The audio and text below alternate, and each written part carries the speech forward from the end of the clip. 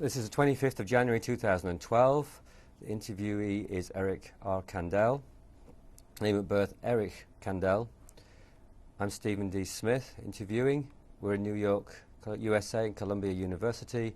The language of the interview is English.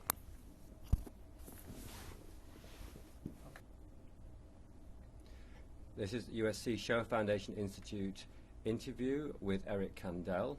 We're at Columbia University in New York, USA. My name is Stephen D. Smith, interviewing, and today is the 25th of January 2012. For doing this. Oh, of course. Really appreciate it. It's wonderful. I think the foundation is fantastic. Thank you. Good morning, Eric. Could you perhaps Good morning, Stephen. start by telling me your name and spelling that for me? My name is Eric R. Kandel, E-R-I-C-R-K-A-N-D-E-L. Can you tell me what the R stands for? The R stands for Richard. And was your name different at birth? Yes, my name was Erich, E-R-I-C-H, and there was no Richard. I took on Richard later on. Did you have any nicknames as a child? No. Could you tell me your date of birth? I was born November 7th, 1929, And where were you born? in Vienna, Austria. And so your current age is? My current age is, I celebrated my 82nd birthday on November 7th. I'd like to start by building a portrait of your family. Can you tell me who your father was? My father was Herman Kandel, who owned a small toy store on Kutschgemarkt in Vienna, and in that store was his partner and wife, Charlotte Kandel, my mother, and they worked there together from throughout my whole life until Kristallnacht, in which November 9th, 1938, at which point the store was taken away from them. So your father was born where, Eric? My father was born in, both my parents came from Galicia. My father was born in Olesko, and my mother was born in Colomea. Could you spell Olesko for me? Olesko. And do you know what year he was born? He was born in 1898. And your mother was born in which year? 1897 in Colomea. And how do you spell Colomea? Do you know? That's a task. K-O-L-Y-M-E-A, I think. Something like that. And you know, your mother's name was Charlotte. Yes. And what was her maiden name? Zimmels, Z-I-M-E-L-S. And her father's name was Hirsch Zimmels, and his wife's name was Dora Zimmels, and he was a feather merchant in Colomea, and a very scholarly Jew. And when he came to Vienna, and they came to Vienna, I would guess around the beginning of the First World War, around 1913, 1914. A lot of Jews were migrating to Vienna from Poland because of better opportunities. And he continued to be a feather merchant, and for a while he dealt with suitcases, selling suitcases. But my grandfather was, as I mentioned, a very scholarly Jew, and there is, as you may know, a tradition within Judaism that certain kinds of scholarly Jews are supported by others, society, or their children. In this case, it was his children. And as soon as his children had the resources to support him, he sort of stopped working. And the amazing thing is, this did not create any anger on the people who were supporting him. They felt privileged to do it. He was a wonderful man and a major influence on me. And when you say he was a scholarly Jew, do you mean he was observant and a Talmudist? What was his? He was moderately observant, not obsessive, but he really read the Talmud and the Gemara, and he read Goethe and Schiller. He particularly liked Heine, who was Jewish. He read a lot of Heine. So he was quite cultured. He was a wonderful human being. He was always well-tempered.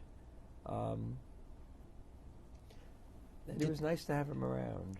And did your mother have other siblings? Yes.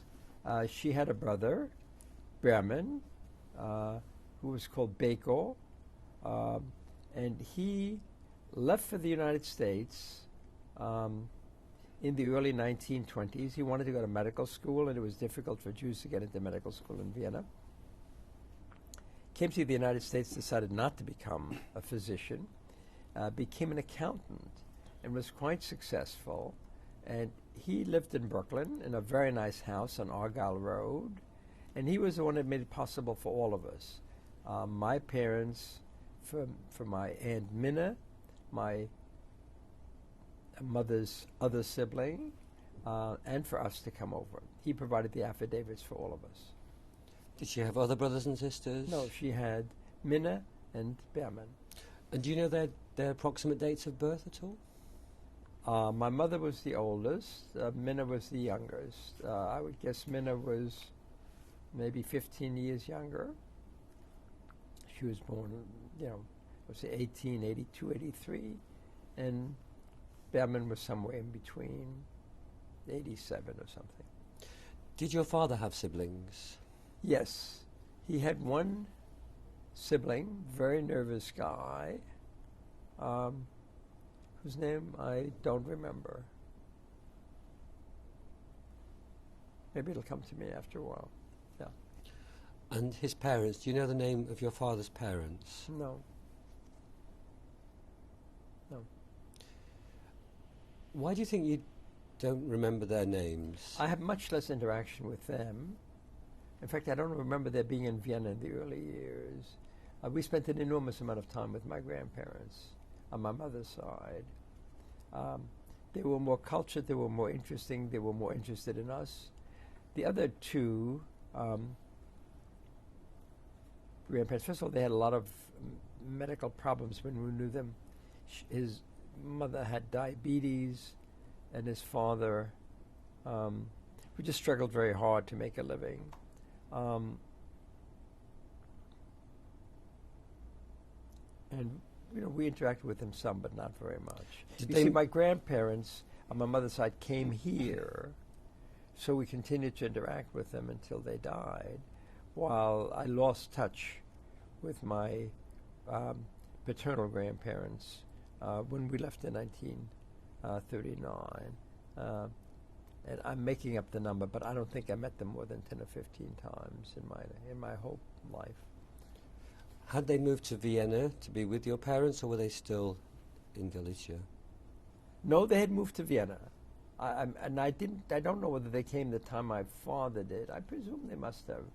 But I certainly didn't see them in the early years of my life. At least I don't remember seeing them. Let's talk about some of your earliest childhood memories for a moment or two. What were your first memories of your home life? The memories of my home life were fairly pleasant. There were several things that sort of determined the quality of our life. Several things. One was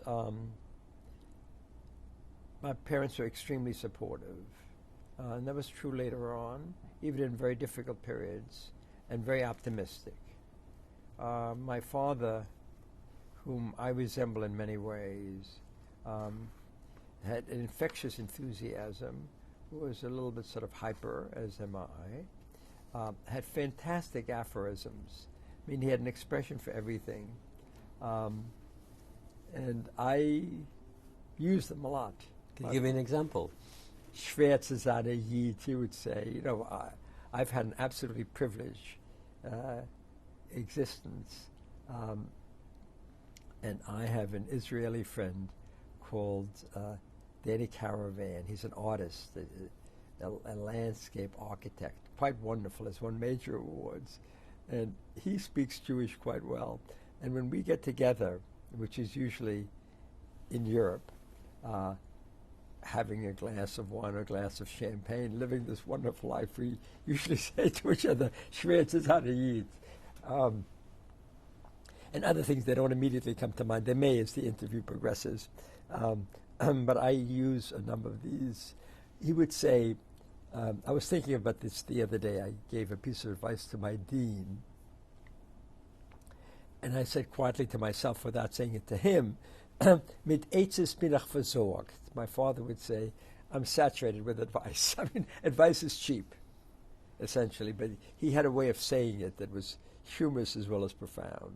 It's easy to give advice, much more difficult to carry out actions. So that was one very defining feature. Number two, we had a very ritualistic life. Most people in Vienna did. It was a very easygoing existence. So on Sunday, my uncle Srul, that is my mother's sister's husband, and my father, who were quite friendly. He owned a leather store. He was more successful financially than we were. Would play cards with my father, and it was just a ritual in the afternoon, tea, cookies, and cards. We went every summer to a farm in an outskirt town of Vienna called Mönchkirchen, and we spent, I think, several weeks there, 2 weeks with my father, 2 weeks with my mother, because they couldn't afford to be from out of, the store. Somebody had to mind the store. A third defining feature was my brother, who was just a dominant intellect, and very important for me in both a positive and a negative sense. What was your brother's name? Ludwig, and then he changed it to Louis, Lewis. He was a phenomenally intelligent guy. Even now, I occasionally bump to a guy called Judge Kaufman, who's a major judge in Canada. We had dinner together about a couple of years ago. And he was a classmate of Louis, and he remembered how outstanding Louis was in class. Now, granted, he was 4 years ahead of me, so he, was reading Latin and Greek when I was learning how to read German. But this was all very impressive. And you looked up to Louis, did you? Yes, he had enormous facility with scholarship, which I did not particularly have. At least I didn't feel I had it. So that was another defining feature. And the third defining feature is we had this maid in our house called Mitzi. Well, we had several maids, but the sort of almost the last maid we had was a woman by the name of Mitzi, with whom I sort of had a quasi-affair. I described this in my autobiography. And she made a memorable impression on me. How old were you when you had your quasi-affair with Mitzi? 7.5, 8. Yeah. And how did that I was home with a cold, and I was in bed, and she was taking care of me. She was a live-in maid. And she sat on the bed, and she all of a sudden sort of exposed her bosom to me and invited me to touch it, and I did. And it felt very good. And within a very brief period of time, she said, we should stop. And I said, why? And she said, because we can't go on. And I said, why? And she said, because you will have a baby. I thought this was ridiculous. And I said, I can't have a baby. Where would the baby come from? And she said, well, it comes out of your belly. There's a special powder the doctor puts on, and your belly button opens up and the baby comes out. And I thought, this is baloney, but who knows? I mean, I couldn't be sure. And so anyway, it stopped. And I never for a moment felt child abuse or anything like that. She always treated me as an adult. She always implied that had I been, older, this experience would have been consummated.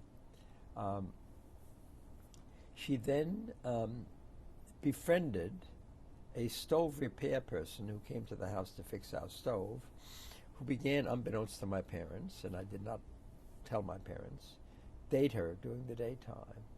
And he would take her to the movies and take me along. And it cured me of a phobia I had of dark rooms. I was uncomfortable in movies and theaters, but beginning with my going with them, that cleared up. Amazing therapeutic response. And he would ask me in humorous ways about how men and women make love and things like this, riding a horsey and things like that.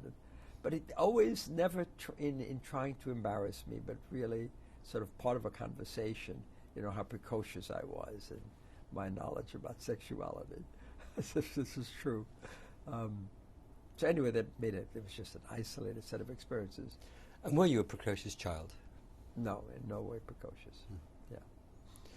Can I just ask you a little bit about your reflections on your mother and how, what sort of person she was as you remember her in Vienna? I thought my mother was a fantastic person.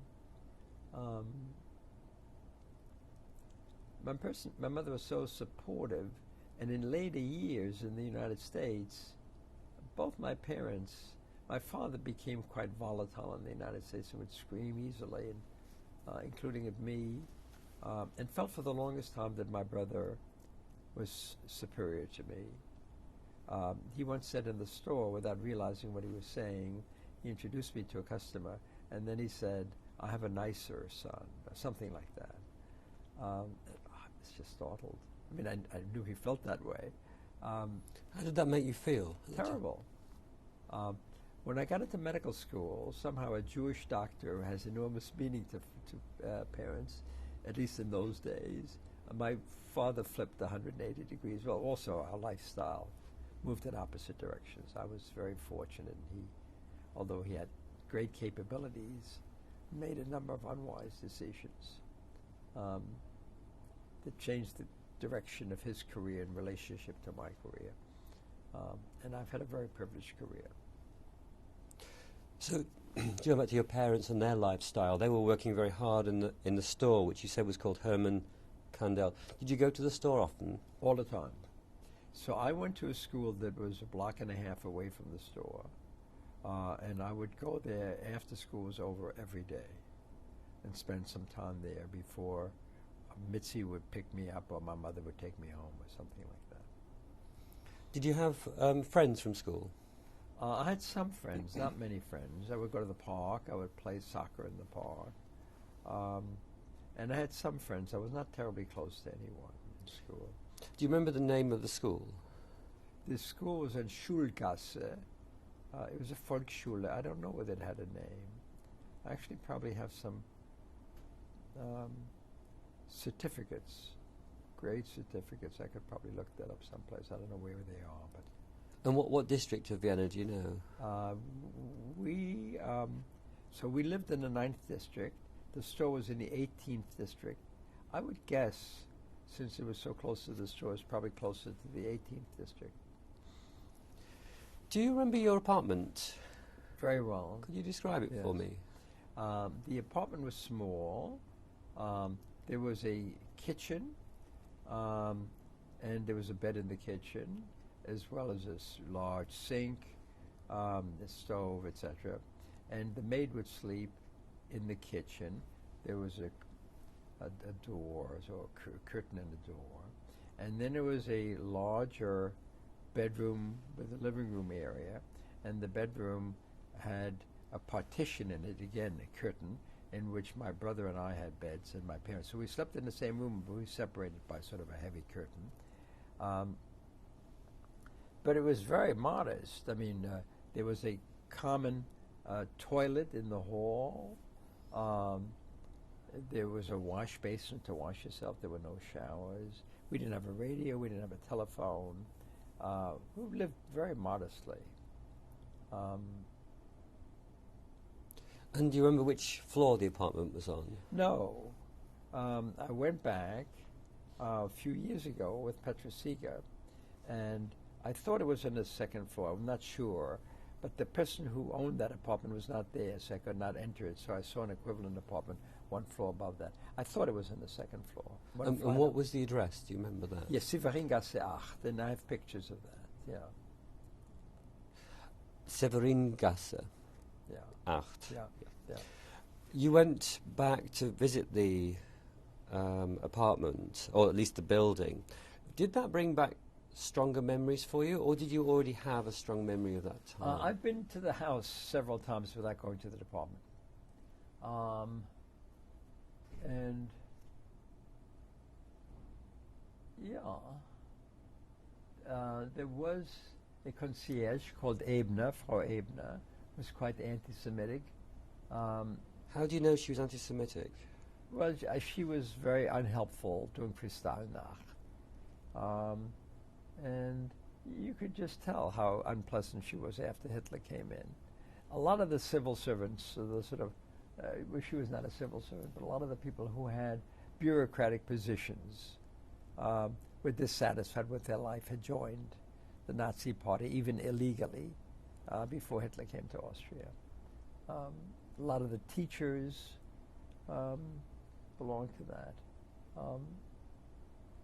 So I sensed that. And when I look back on my life in Vienna, it strikes me, particularly in contrast to what I experienced in my first year in the United States, as being very boring, Vienna. The freedom I experienced in the United States was remarkable. You know, playing in the streets of Brooklyn, it was just liberating.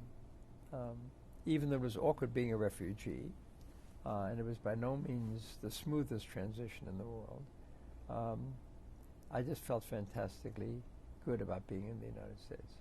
Yeah. In your early childhood, how would you describe your identity? Who was Erich Kandel in Vienna, as you reflect? My identity was in large part shaped by my brother. So I was sort of the negative image. My brother was highly intelligent, and I was average. My brother was not attractive, and I was considered charming. My eyelashes were the adoration of all the ladies in the neighborhood. Literally in the park, people would say, "You should take a look at his eyelashes." One is unaware of one's eyelashes. So I was a reasonably good athlete, probably better than my brother. And I always was athletic, if not necessarily very good. And I was talkative. I remember one time my brother was hit by a car, not a serious accident, but nonetheless frightening. And we went to Dr. Kornfeld, our pediatrician, and he took a history of, and my mother and I had seen the accident. We had been there.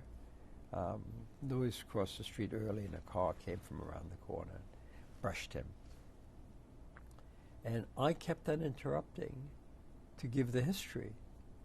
Out of character for me, really. And Kornfeld had to shut me up. My mother had to shut me up. So anyway, you could tell that there were some conflicts going on. Did you have a strong sense of your Jewish identity, Eric?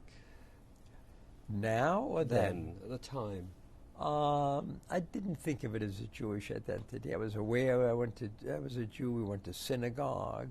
I never questioned the fact that when I grew up I would have a bar mitzvah. How regular was your attendance at synagogue? How regular? More regular than now, but that's not saying much. Irregular, but certainly in high holidays, no question. Occasionally in the Sabbath. I quite liked the synagogue, but I didn't go that regularly. And the circle of friends and associates your parents had, would they be typically Jewish or non-Jewish? My father had Jewish and non-Jewish friends. I would say many of the friends that he had that were not family members were not Jewish. They were people he knew because he bought for them or sold to them. My father, in addition to running a toy store, had a little bit of a cottage industry.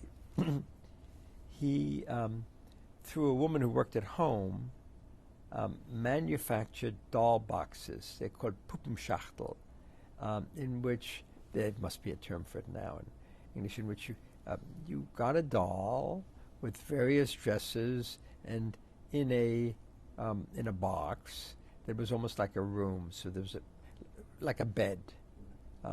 There's a pillow, and there's someplace the doll could lie, and there were changes of dresses that you could have. And there was a top to the box. You could close it. And he would sell these Puppenschachtel. These were handmade, and they were very nice.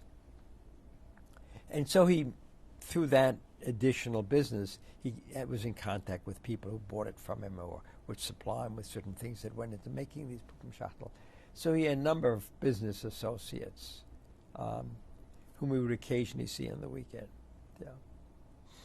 And your circle of friends at school, were they largely Jewish or non-Jewish children? There was only one Jewish child in my school, a girl.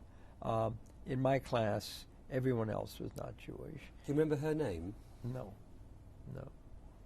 And were you close to her? No. I became very close to a girl who was not close to me when I came to the United States. Unlike Mitzi, she rejected me out of hand. Evelyn Reinhardt, there's a hilarious story about her, which we have to come to later on.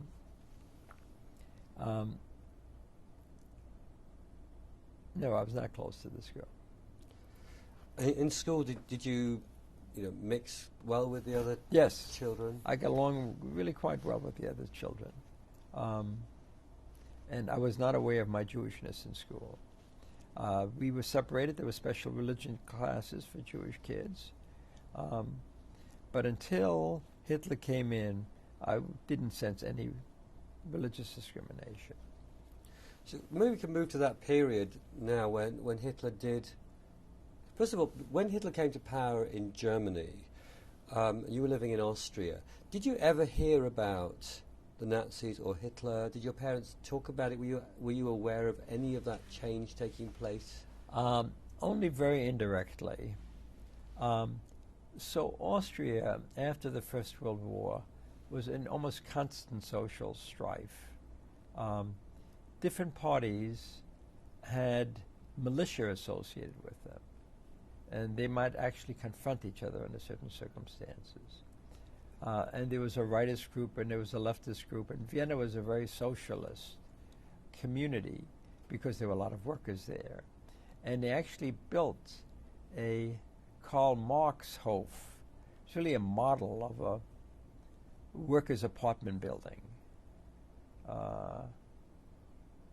which was bombed in 1934.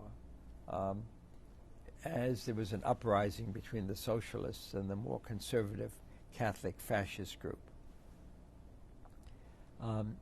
The Catholic fascist group won out. The chancellor of that was a guy called Dollfuss, and he established a dictatorship. He outlawed all other parties, the socialists, the communists, the Nazi party. They were all outlawed. There was only one party, a fascist party, Catholic fascist party, and he would have breakfast every day with the archbishop and things like this. Very religiously oriented.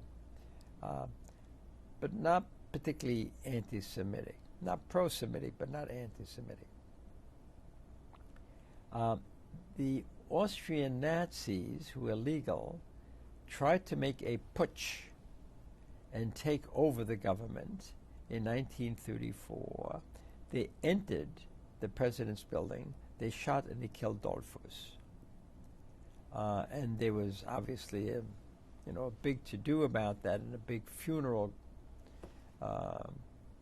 And I was aware of that. I didn't so clearly realize Nazis, schmazis, but I knew there was, Sturm und Drang in Austria.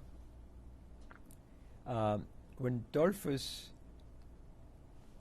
died, a guy called Schuschnigg took over, a lawyer. And until the beginning of 1938, Hitler had periodically threatened Austria, but not in a progressive fashion. But by 1938, he was beginning to put enormous pressure on Schuschnigg. The party was outlawed, the Nazi party, so he met with Schuschnigg in Berchtesgaden with all his generals in tow, scared the hell out of him, and essentially got him to relent, so he included a few Nazis in his government. Seyss-Inquart, a few others. Schuschnigg thought that was the end of it, but when he came back, he found that the Austrian Nazis, the illegal Nazis, were, if anything, becoming more vociferous, and that Hitler was continuing to put pressure on him. So he decided he would try to end it. He asked for a plebiscite, whereby the Austrians would vote whether to stay independent or join Germany. And there was a campaign, and people would come, those supporting Schuschnigg, and write, "Ja, yes, independent," on the streets with white ink, not ink, but paint. And it looked like he was going to win.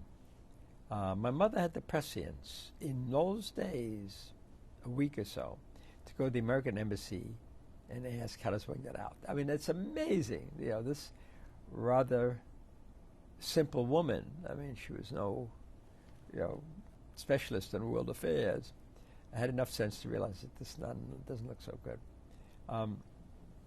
And she heard you had to get an affidavit, blah, blah, blah. So she contacted my Uncle Berman to get things going. And when Hitler realized he was going to lose the plebiscite, that's when he marched in. And the Austrians, who had been prepared to vote against him, all of a sudden welcomed him with open arms. Do you remember that? Vividly. So what are your memories of that, Eric? It was unbelievable. So my brother, who was very gifted, as I've said 5 times, had built a shortwave radio, so you could listen with earphones and a radio, tubes and things like this. And we listened as Hitler was crossing the border, and the jubilation was just fantastic. And in Heldenplatz, which is not that far away from our house, which is the royal estate, if you will, in Vienna. I'm missing the right word for it. The palace has a fantastic courtyard. Holds about 200,000 people packed to the gills, to the rafters. Welcomed Hitler with open arms. It took him a day to get to Vienna once he'd crossed the border. And Hitler said, unification of the German-speaking people. This is my homeland. How wonderful, blah, blah, blah, blah, blah, blah. And within minutes, fantastic anti-Semitic outbursts occurred. My friends stopped talking to me. I bumped into them on the street. They would ignore me completely. We were kicked out of school within several weeks, the 2 Jewish kids in my class, myself and another. And the Jews were beaten up. A number of people, political opposition as well as Jews, were taken to what, were going to evolve into concentration camps. We realized that it was just a complete change of scene. It was extremely frightening. How did you feel when that day when you were listening to the radio? Extremely uncomfortable. There was a naive kind of stupidity about me, which probably persists to this day. I wanted to look at the map to see how much larger we've become as a country by taking on Germany. I mean, this is a, Vienna-centric point of view of what was happening.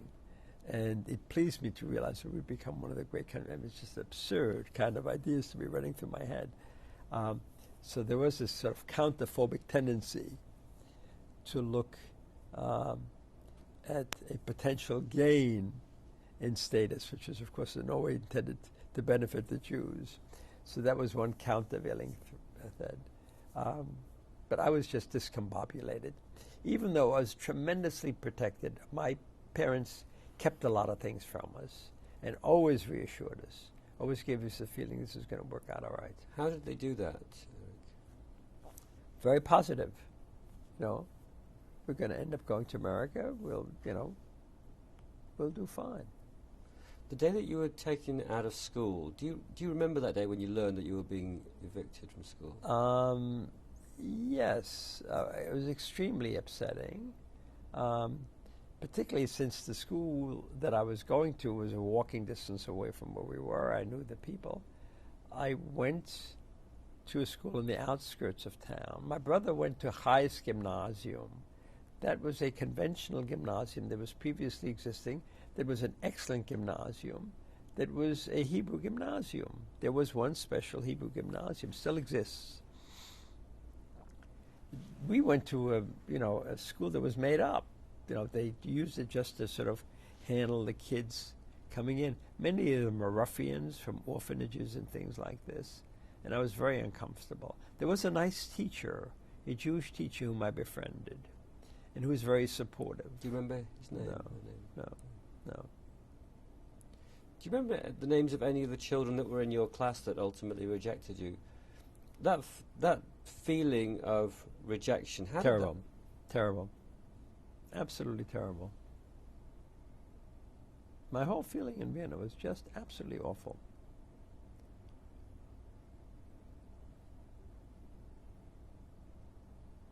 I mean, if it wasn't for my parents' tremendous support throughout this period, one could have gone nuts.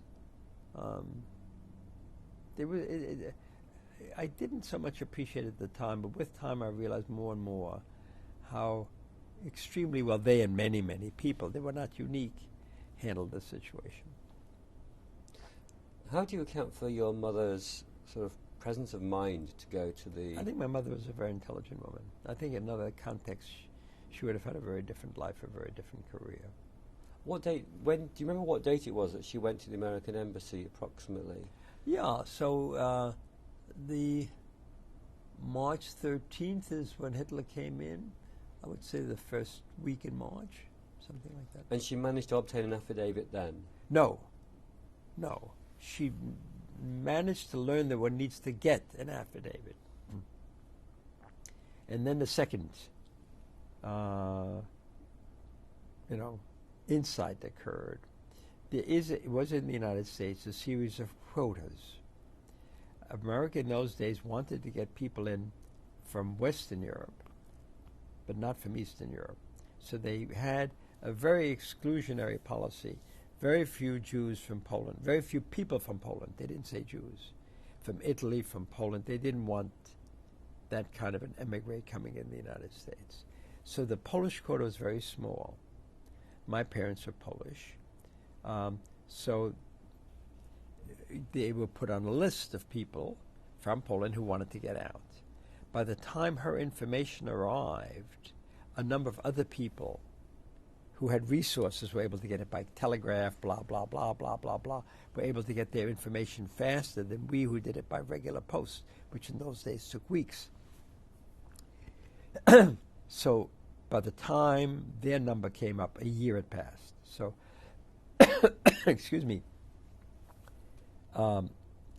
people with better resources, including my aunt and uncle, got out within months. Those who were poor like us had to wait for the rules to work out, and it took a long time. Do you think the early start that she made ultimately... Essential. We would never have gotten out. So talk to me a little bit about what happened between March and November of 1938 and that sort of unfolding of National Socialism in Vienna. How did it change your day-to-day routine? Well, it became unsafe to go to the park. I would go to the park and play with friends. Now I would go to the park and they would beat me up. I would often cross the street if I saw a bunch of people walking on one side.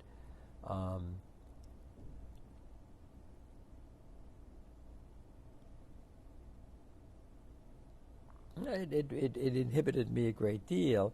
And then the peculiar experience, the frightening experience of Kristallnacht. So on November 7th was my birthday, and I got a very nice birthday present, a card that my father had promised me from his store.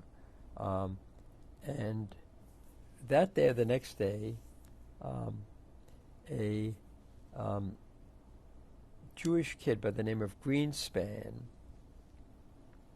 who was in Paris, was upset about the fact that Germany had just initiated a policy in which it took Polish Jews in Germany, actually physically picked them up, took them to the border of Poland, and just dropped them on the other side. And this happened to Greenspan's parents, and he was unbelievably upset. He somehow got a hold of a gun. I think he was 18, 19 years old, went into the German embassy and shot, second or third rank official there. And as a result of that, this whole catastrophe broke out. Now, there are several prerequisite paragraphs that need to be inserted here. One is, historians afterwards thought it was inconceivable that the amount of organized destruction that occurred within 24, 36 hours of that event could not have been organized de novo. There must have been planning ahead of time, and that Hitler was using for an opportune time to destroy all the synagogues in the German-speaking countries, number one. Number two, it's particularly vicious in Austria, but the outburst of anti-Semitism in Austria historically has been strong, and in this period was particularly vicious. I later on wrote an honest dissertation on 3 German writers, one of whom is a liberal German writer by the name of Karl Zuckmayer, who wrote plays against Hitler while he was still in Germany. That is in the late 20s and early 30s when Hitler was rising in Germany. And so when Hitler came to power, he obviously had to get out. He went to Vienna. And he was in Vienna when Hitler came in. And he saw the outburst of anti-Semitism that followed. And he said, look, I fought in the First World War. I saw gassing at the front. I saw my colleagues killed next to me. I was in the beer putsch of Munich in 1923. I've seen all the horrors of the 20th century. I've never experienced such an outburst of anger and viciousness and stupidity as I saw here when Hitler came in. It was as if Hades had opened up its doors and spewed out all of its horrible gases and venom. And this is true. It was just absolutely horrible. So Kristallnacht was a recapitulation of what had happened. We were at home. Can I just back up for one moment? Can you just tell me about your toy car? Can you describe it? Why that was such an important present for you? Well, I wanted it very much. It was a very beautiful toy car, and it had remote control, so you could steer it. And we had this small apartment. I would steer it around, and you really had a feeling of power and control and manipulation, and it felt very good. Yeah. And how did that change? Well, it was taken away from me. Yeah. So I had it for like a day and a half, and then on the 9th of November, 2 German police officers came in civilian clothes and told us we had, a half an hour to get our things and get out. And they gave us an address of another Jewish family that we were to stay with. We'd never heard of them. We never had met them. And so we walked, I forget, a couple of blocks and to get to their house. And we were extremely uncomfortable. First of all, big social class difference, very elegant, affluent family. And they was uncomfortable. They were perfectly gracious about it, as we were. And we were there for almost a week until we were given signals we could come back. My father had been picked up. We didn't know this, but we hadn't seen him from, he was still in the store at the time the police officers came. And he'd been arrested and been beaten up a bit. And he was released soon after we were returned to our apartment because he had fought in the First World War. And that, in those days, gave you extra dispensation with the Nazis. And from then on, it was just a question of time to get out. We were counting the days. What was the apartment like when you got back? Was it still intact? Oh, everything was empty. Everything was empty. And I think people like the Ebner, there was a baker at the corner called Ritz, who was a Nazi. He supposedly came to the apartment and took some things. My mother's fur coats, my father's suits, all of my toys. My brother had the sense that what was valuable to him, his coin collection and his stamp collection. Again, he had wonderful collections. He just put this in a briefcase and took it with him. I didn't have enough sense to do that. Did you see your toy car again? Only when I did the film with Petra Seeger, when the president of Austria gave me the toy car back. Not the same one, but the same model. Yeah. And how did that feel? That felt marvelous. I mean, Heinz Fischer's a great man. We've become a bit friendly, and we like each other a great deal. And Petra had bought it for him, but he gave it to me in public in the movie theater.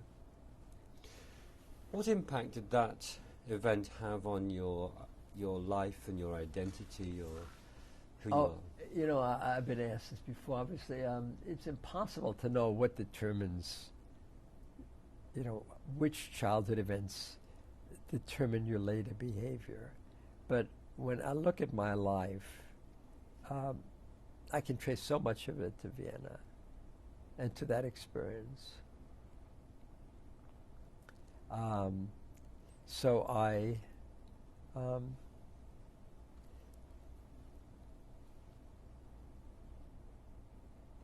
was privileged to know, before I married Denise, several wonderful women, one of whom, the most important relationship other than Denise, was Viennese. And out of the blue, I mean, how many Viennese women do you meet at Harvard? The reason I think Denise and I have such a special relationship is because she's a Holocaust survivor. I study memory. The theme of the Holocaust is never forget. This is one of the reasons I feel privileged to do this.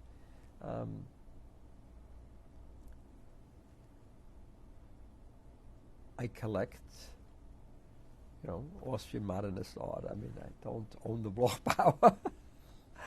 I'm not a Ron Lauder, but I have a wonderful drawing of Klimt's that Denise bought me for my 65th birthday.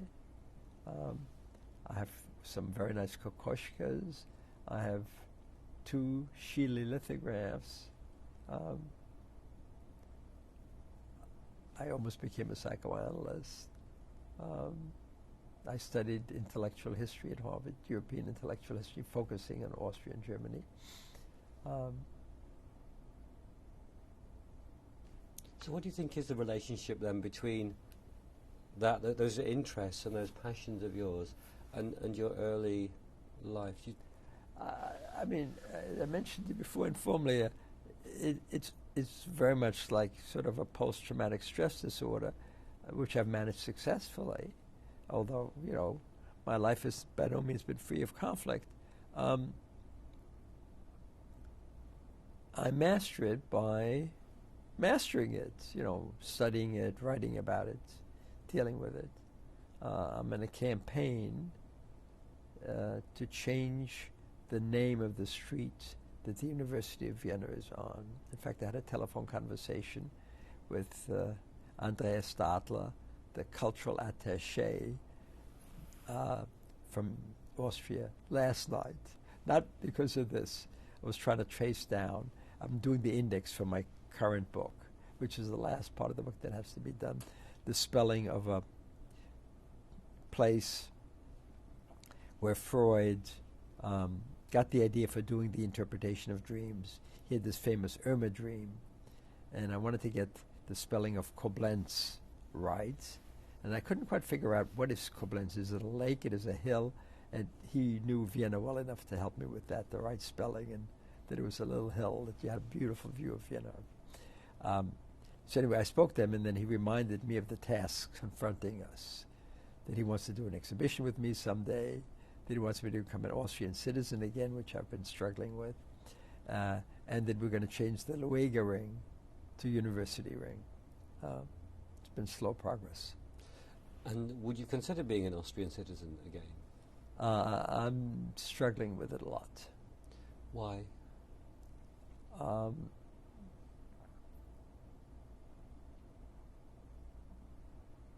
I would certainly become an Austrian citizen if the Luegering was changed.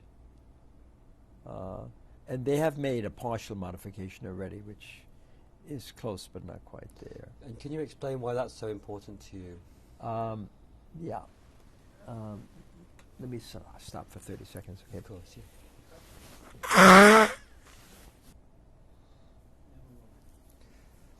So Eric, after Kristallnacht and your father's return to the home, what steps did your parents then take? What was the process towards emigration from Vienna? Watchful waiting. We knew that the affidavit was coming, and it was a question of time. And in February, which was really soon after Kristallnacht, my grandparents on my mother's side left and came to the United States. What were the circumstances that led to that? There was in this quota a hierarchy. Parents of the person who was supplying the affidavit would come first. Young children would come second, and the rest of the folks would come third. And that's the sequence we followed. So my grandparents left first, and then my brother and I left in April on the Geraldstein, and my parents left just as the war was breaking out. Was there never an application for your father's parents, do you know?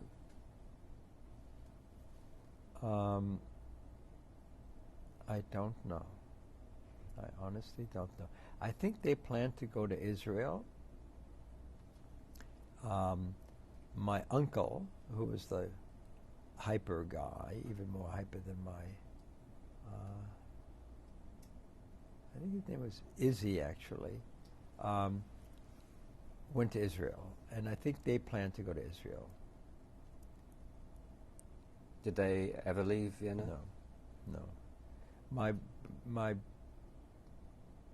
grandfather, my maternal grandfather, to whom I was so close, he had a brother, Salo, a very distinguished Jewish guy, trimmed, very handsome.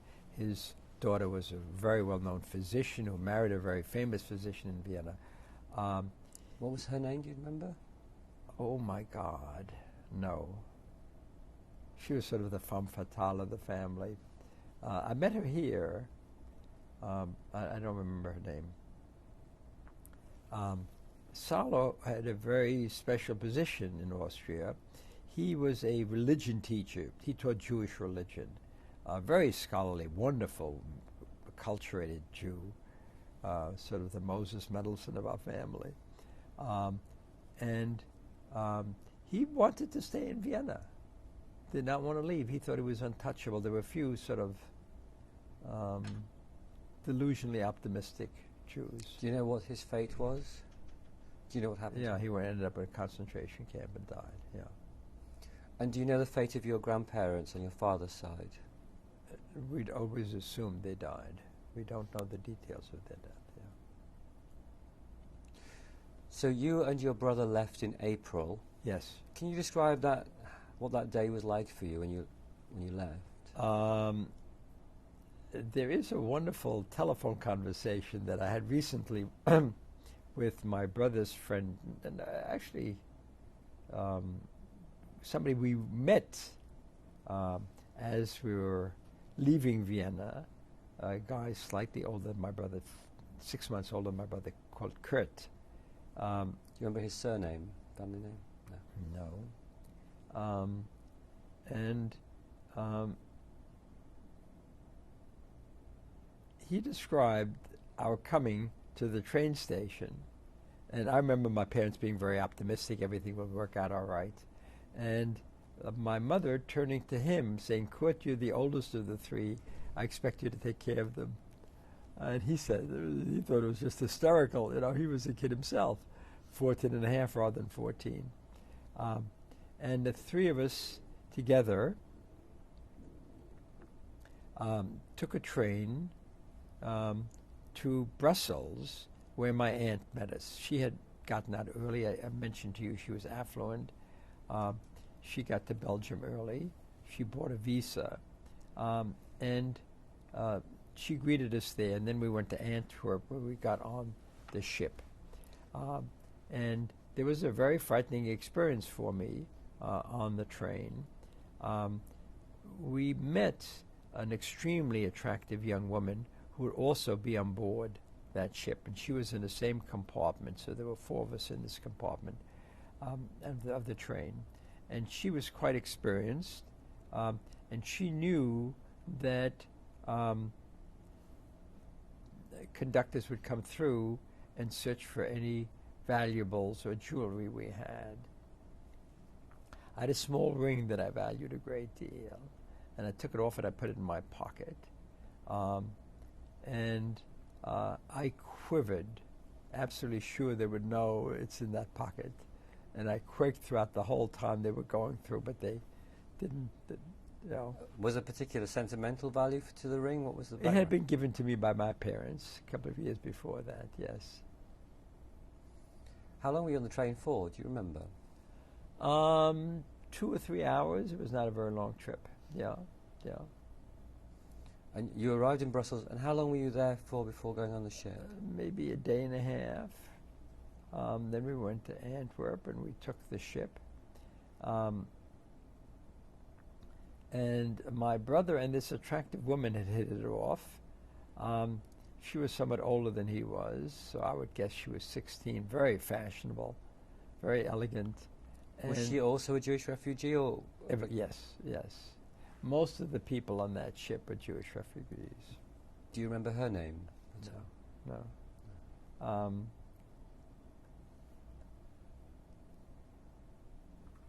What I remember, though, is we got on the ship, and soon after we got on, and the ship, started on its voyage, my brother got seasick, and he was seasick throughout much of the voyage.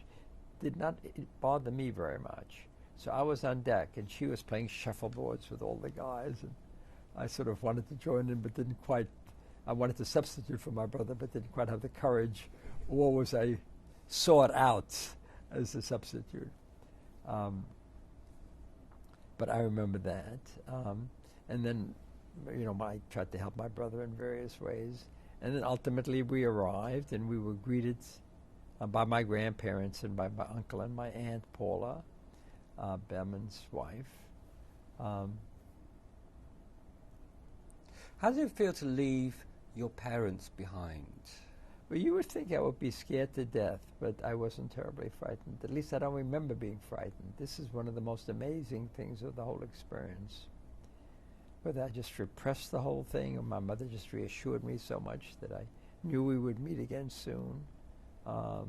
It's an amazing thing for two kids to make a journey across the Atlantic.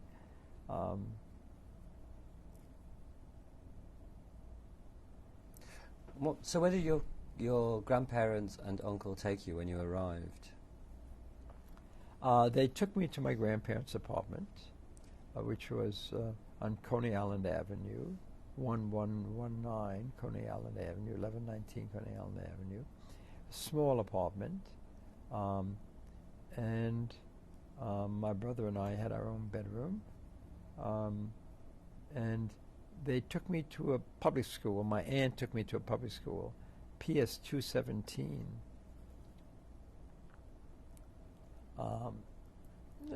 In retrospect, a perfectly nice school in a very nice neighborhood, which I'm sure had, its representation of Jews, but I felt uncomfortable there because American Jews don't look like European Jews. They're much more assimilated looking and less easily recognizable, many of them. My grandfather had always wanted me to get more of a Hebrew education, had gotten to know Mr. Braverman, Joe Braverman, the principal of the Yeshiva of Flatbush. And he wanted me to go there, my grandfather, and he said he would tutor me if I was willing to work on it.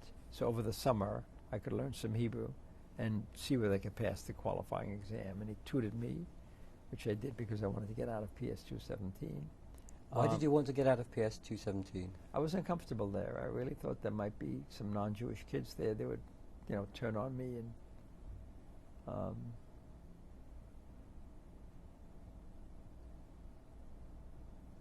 I just felt more comfortable being in a Jewish school. Yeah. So you moved to the yeshiva school, did you? Yes. Yes. When was that? So that was in the fall of 1939, September 1939. Did you sense there was anti-Semitism around at all? Zero. I've never in the United States. I know it exists. I personally have never experienced any. Just the opposite. So how do you account for your desire to sort of move away from a non-Jewish environment into a more Jewish culture at that point? Oh, because of the fantasied anti-Semitism. I thought I would experience anti-Semitism. There was no reality based to it at all. Is that because of what had happened the year before, do you think? That there'd been Oh, of course. Oh, without any doubt. And it was a difficult period for me. I remember coming home from school one time and walking on Argyle Road, trying to get to my aunt's house, and I'm making up the number, 14 Argyle Road. And I'm walking on this street, and I see 13 and 15 and 17. I can't find a house. Didn't dawn on me that's the opposite side of the street. I mean, this is clearly some kind of a metal block. So I had episodes like this a couple of times, which made me realize that I was, something was not optimal. Also, I was learning English. It was an awkward period, very awkward period. And my brother, who spoke English, because he'd learned it in the gymnasium, had a great advantage. Yeah. So when you went to Hebrew school, you were there for how many years in the yeshiva school? 4 years. Yeah. It was a fabulous experience for me. I mean, it wasn't all marvelous. The principal was a jerk and never had any empathy for me being a refugee or any sympathy for that. I never asked, In fact, it's an interesting thing. One can do a lot of scholarship on the response of American Jewry, particularly academic Jewry, to the Holocaust, their lack of involvement with it. We never discussed what was happening in Europe. This is a yeshiva, parochial school. Palestine, aliyahs, singing songs, we're all going to go there. Never once about killing Jews in Europe. And that was while the Holocaust was going on? Absolutely. And Braverman must have known about that. But nonetheless, I formed wonderful friendships there, wonderful friendships. Ernie Bogan, people very generous to me, introduced me to jazz music, to sports. I began to play in the streets of Brooklyn. I really began to have a good time. And I began to realize that there were certain things I could do well. I was a good runner. Jews are good runners. And I began to run the equivalent of track at the Yeshiva Flatbush, and later on ran track at Erasmus, became captain of the Erasmus Hall track team. And I had a good experience at the Yeshiva. It was nothing comparable to the experience I had at Erasmus Hall High School, which I went to subsequently. Yeshiva didn't have a high school. It had a night school. So my parents asked me to go to the night school 2 nights a week in addition to going to Erasmus. But after all, it was just impractical to do. And the yeshiva school, was that an Orthodox school? It's become more Orthodox with time. When I was there, it was conservative, Orthodox, marginal, yes. So the teachers were not all that religious. And one of the teachers exploited me a little bit. He had me work in his summer camp. He paid me less than he paid other people and things like that. Mr. Silver. But the education was very good. And how would you describe your family's religious observance at that time, and your own religious identity? I was at the time of my bar mitzvah, which I had while I was at the yeshiva, quite involved. I wore tzitzis for a while, and I put on tefillin for a while afterwards.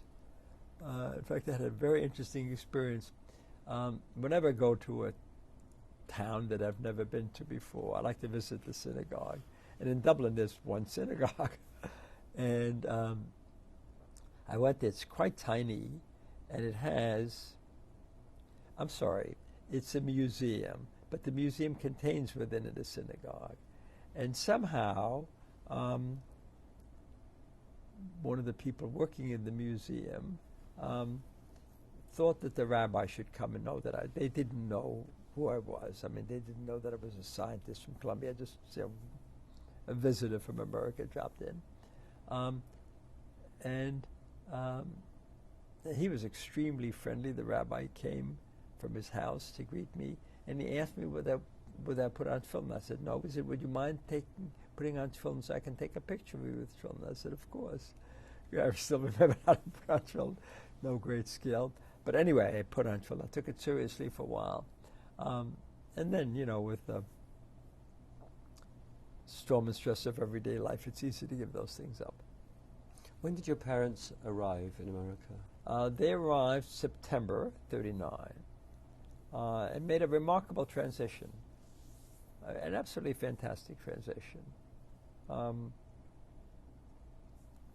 So my father first tried to sell toys and found it difficult to get going here, and found what he could do is sell sort of dry goods, undergarments, negligees, simple dresses for women, ties for men, shirts. And he peddled these things. I don't know who got him started in buying the merchandise. I think somebody in the family gave him a loan. And he kept the stuff at home. We moved out of that small apartment to a larger one. My grandmother had died. My grandfather came with us as we moved first to Cortelyou Road and then to Church Avenue.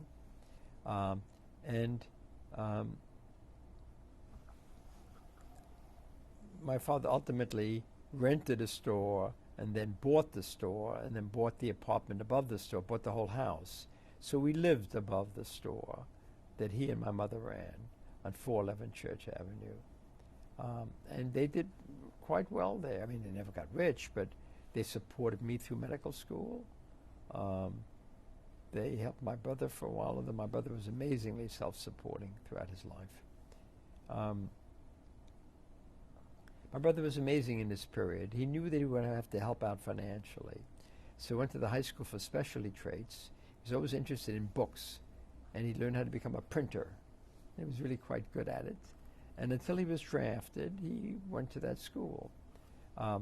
He fought in the Battle of the Bulge. He was mildly injured, came back with a GF Bill of Rights, and went to Brown. I think he finished up at Brooklyn College. I went to Brown as a graduate student in German literature, Middle High German. And when he graduated from there to go on to do what? He wanted to teach. And a very sad story that really led to sort of a bifurcation in how careers went. He liked the Army very much. Many refugees liked the Army a great deal. They were treated very, very well. They became citizens. They got the GI Bill. So he stayed in the reserve, and he became an officer in the reserve. And in the Korean War, he was called up if he wanted to. It was voluntary. And they offered him a position in Paris in the embassy. And he had been married to Elise by that time, grabbed the opportunity, thought it was fabulous. And he was pretty much through his dissertation, he was writing it up. And he took his car, all the papers for the dissertation. No, he had the outlines for the dissertation. I don't think he had written that much. And they drove to New York to spend some days with us, and they went out for dinner. The car was broken into. Everything was stolen, including all the data for his thesis. Well, had that happened to me, Denise would have kicked my butt until I'd put everything together again. But they had such a good life in France. They enjoyed it so much that although he tried to do this, he gave up after a while. And they settled in France for the next 18 years, raised a family there. He became a controller of an Army Air Force base in Bar-le-Duc. And while there, they had 5 children. And with the last child,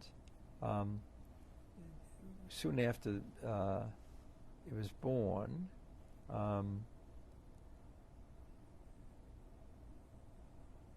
it had high fever. And Elise thought Bobby was going to die, and she had become interested in Protestantism and I think baptism. There was a minister on that Air Force base that my brother and she had befriended, and she said if he survived, she would give her life to Christ. She would convert. And she was Jewish, was she, at the time? Viennese emigre, Jewish.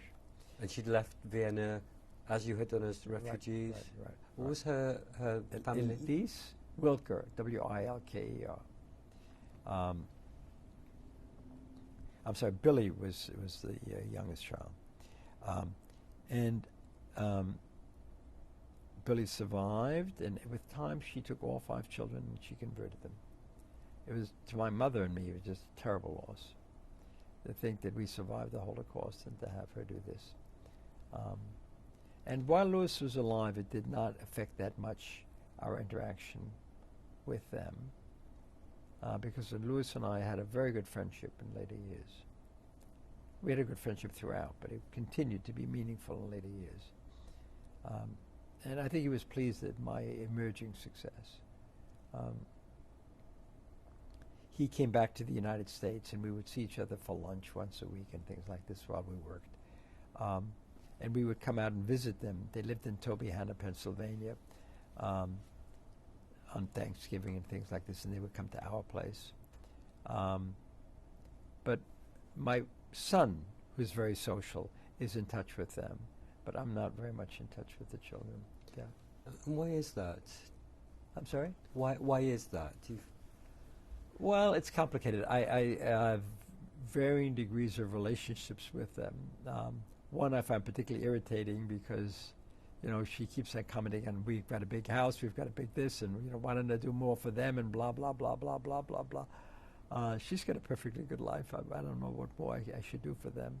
And just the arrogance and the insolence, I just don't feel I have to put up with that. And so one time when she brought up this thing,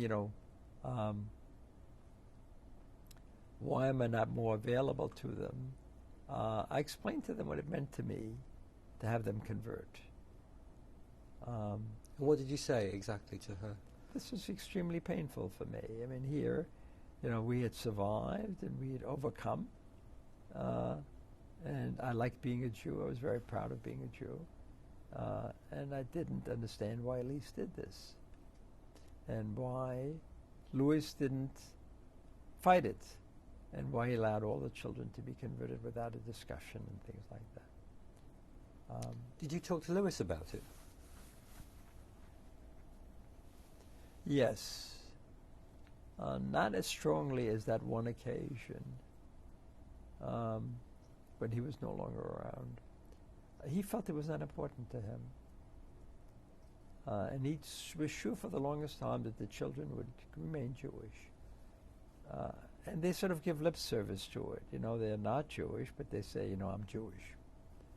But they go to non-Jewish ceremonies and services and things like this. Can we go back to your education now for a few moments and just maybe talk to me a little bit about the steps that you took. You graduated Erasmus High.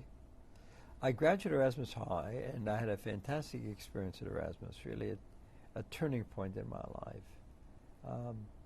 I was a good student, far better than I had been before, though I was good at the yeshiva. I saw aspects of originality in my work. I wrote well. I wrote essays in history. teacher would ask me to read it often in class. I was captain of the high school track team. I was, had girlfriends, had a very good social life, had wonderful male friends, wonderful friends. You mentioned Evelyn. Where did she come into things? I'm sorry? Evelyn. Evelyn. Evelyn, yeah. Evelyn Yeshiva Flatbush. Evelyn was the Yeshiva Flatbush. An unbelievable story, Evelyn.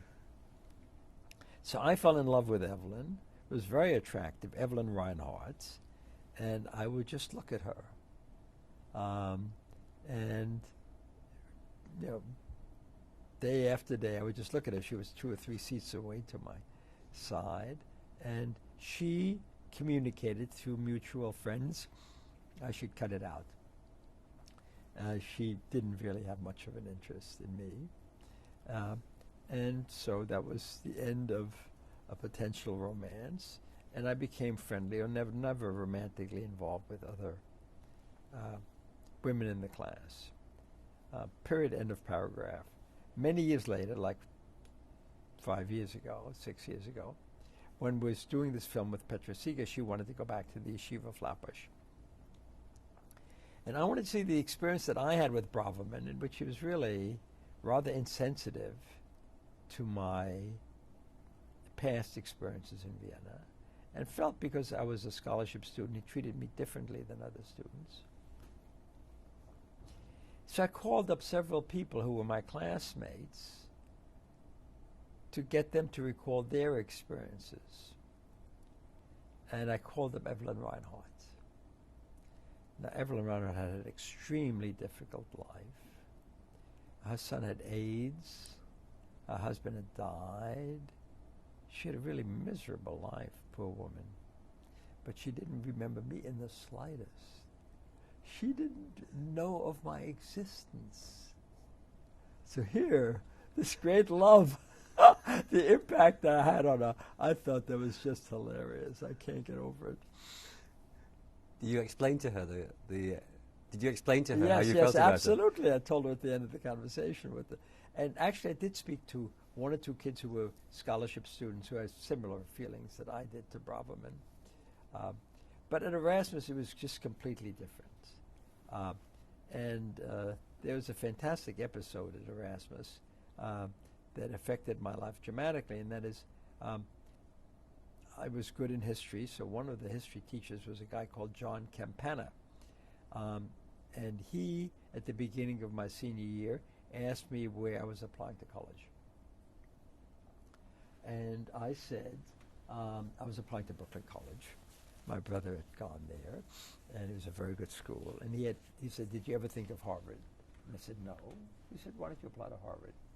And I said, "I'll discuss this with my parents." And I discussed it with my father, and he said, "Look, we put out money to apply to Brooklyn College. It's an excellent school. I think that's fine." And I said this to Campana, and he gave me the money to apply to Harvard. And I got into Harvard. It was really a life-transforming experience for me. And at Harvard, I had a wonderful time. I was exposed to ideas I'd never encountered before. I wrote essays. I had a wonderful social life. I had wonderful friends. And that's where I met Anna Chris and got interested in psychoanalysis. So I was going to do intellectual history to try to find out, how could people listen to Mozart and Beethoven one day and kill Jews the next. And I was writing this essay on Zuckmayer-Korss and Jünger, these 3 German writers. And I met Anna, and through her I met her father, who was a very scholarly, distinguished psychoanalyst, very well-known guy, Ernst Chris. And he said, if you want to understand human motivation, you're not going to get it from intellectual history. The mind, psychoanalysis. And he got me all fired up on psychoanalysis. So what year was this, Eric, approximately? 51. Okay, so I graduated from college in 1952. before I entered my senior year, I spent the summer at Harvard Summer School, took my first science course, and signed up to take 3 other years in my senior year, and was accepted at NYU Medical School based on that one course and the fact that I would finish the other requirements before I entered. And I entered medical school in the fall of '52. And I was fully determined to become a psychoanalyst. Spent every summer working in psychiatric hospitals and read a lot of Freud. And in my senior year, I thought even a Park Avenue psychoanalyst should know something about the brain. So NYU didn't have anybody working on neuroscience. It was a very small field in those days. I came here to Columbia, very good guy, Harry Grinfest, and he said, "What do you want to work on?" And I said, "I want to find the anatomical localization of the id, the ego, and the superego." And his eyes glazed over. He looked at me as if I was Meshuggah. And he said, "Look, we don't know whether those structures exist." And he said, "If you want to study the brain, you have to study it one cell at a time. It's such a complicated organ. Cells differ from one another." And he really got me going on cellular biology of the brain. And I didn't do anything extraordinary in his lab. I worked with one of his younger associates, Dominic Pripper, became a very good friend of mine. But based on that, Grinfest recommended me to the NIH. And when I was getting out of medical school in 1956, physicians were being drafted, still in the same war that my brother had gone to. And those who were eligible for the NIH, a very small percentage, less than 1%, could use that as an alternative for service time. I was selected by Wade Marshall for this was the major laboratory of neurophysiology at the NIH. And I was supposed to go there for 2 years. I ended up spending an extra year there. And I came out a practicing scientist. It changed my life. In medical school,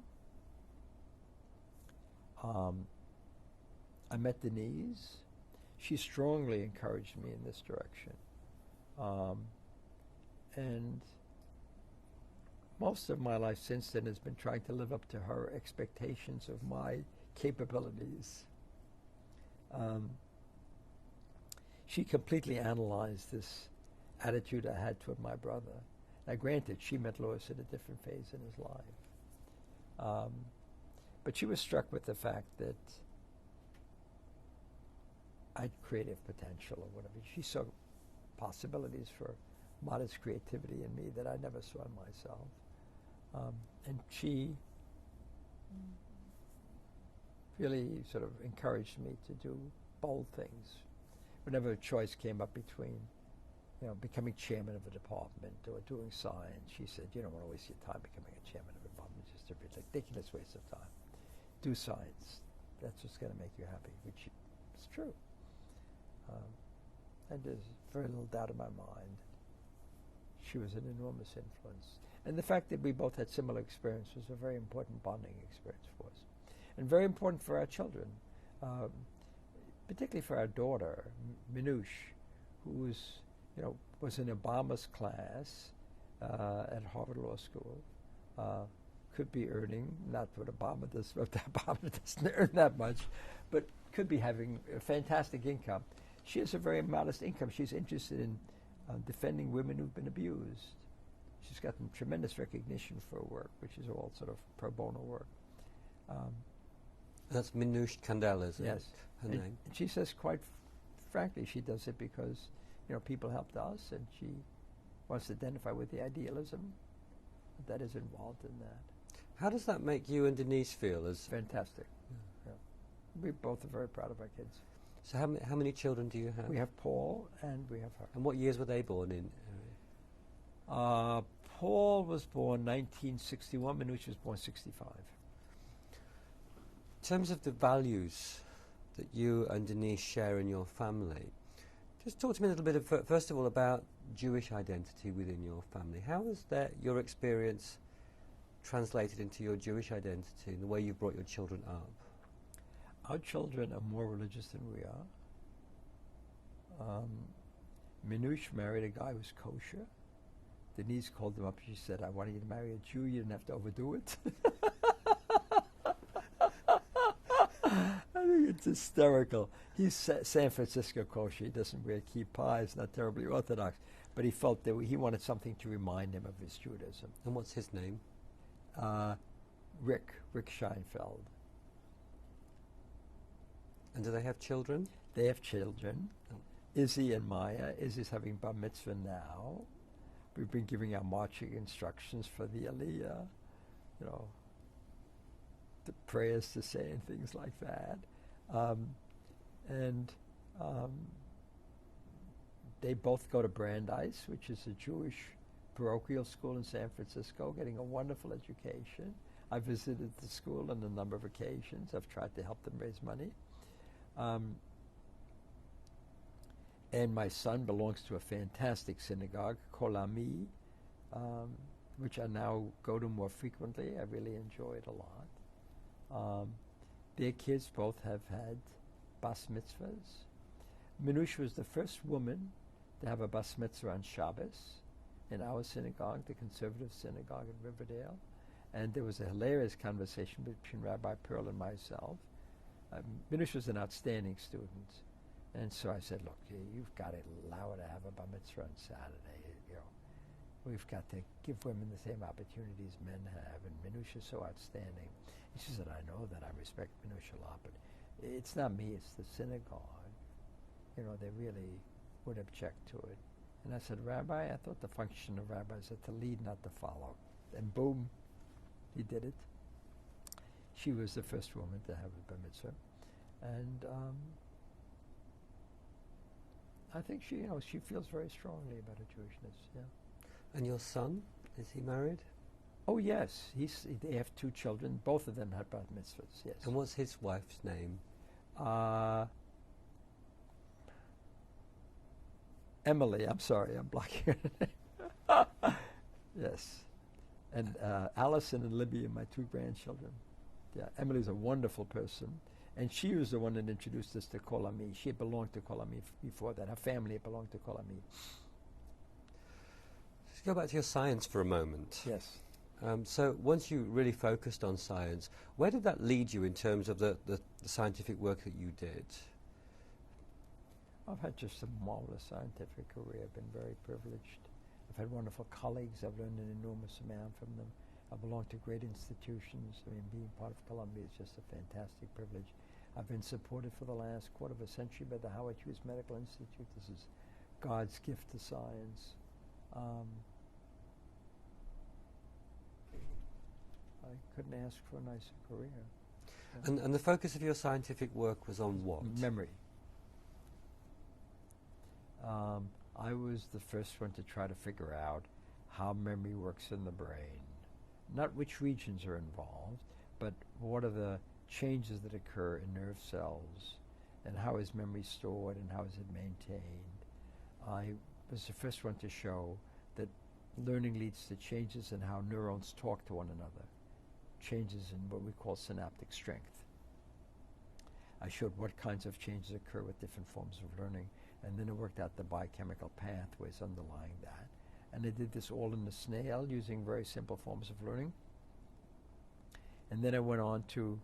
So you did that with a snail? Yes. Can you just explain that in layman's terms, why that would be important? So I, when I came to the NIH, excuse me,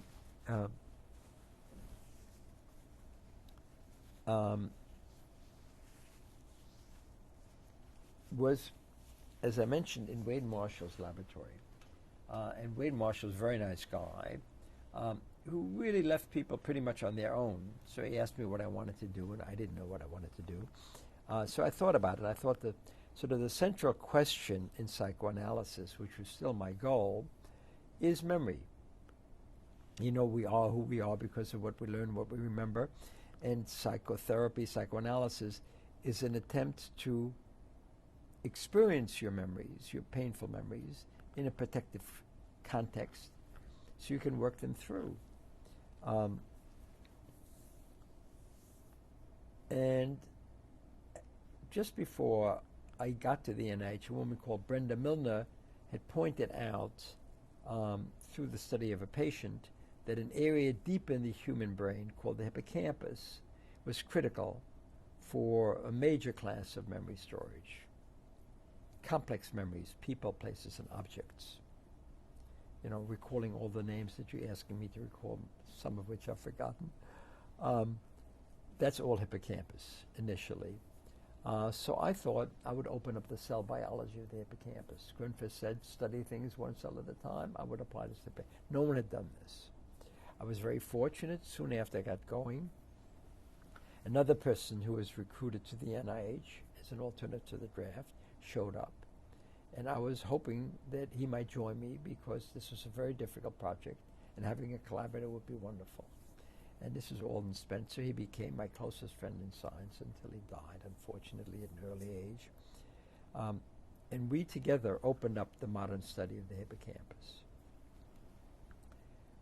And within, it seems like weeks, but let's say a couple of months, we succeeded in obtaining the first recordings, intracellular recordings from the hippocampus.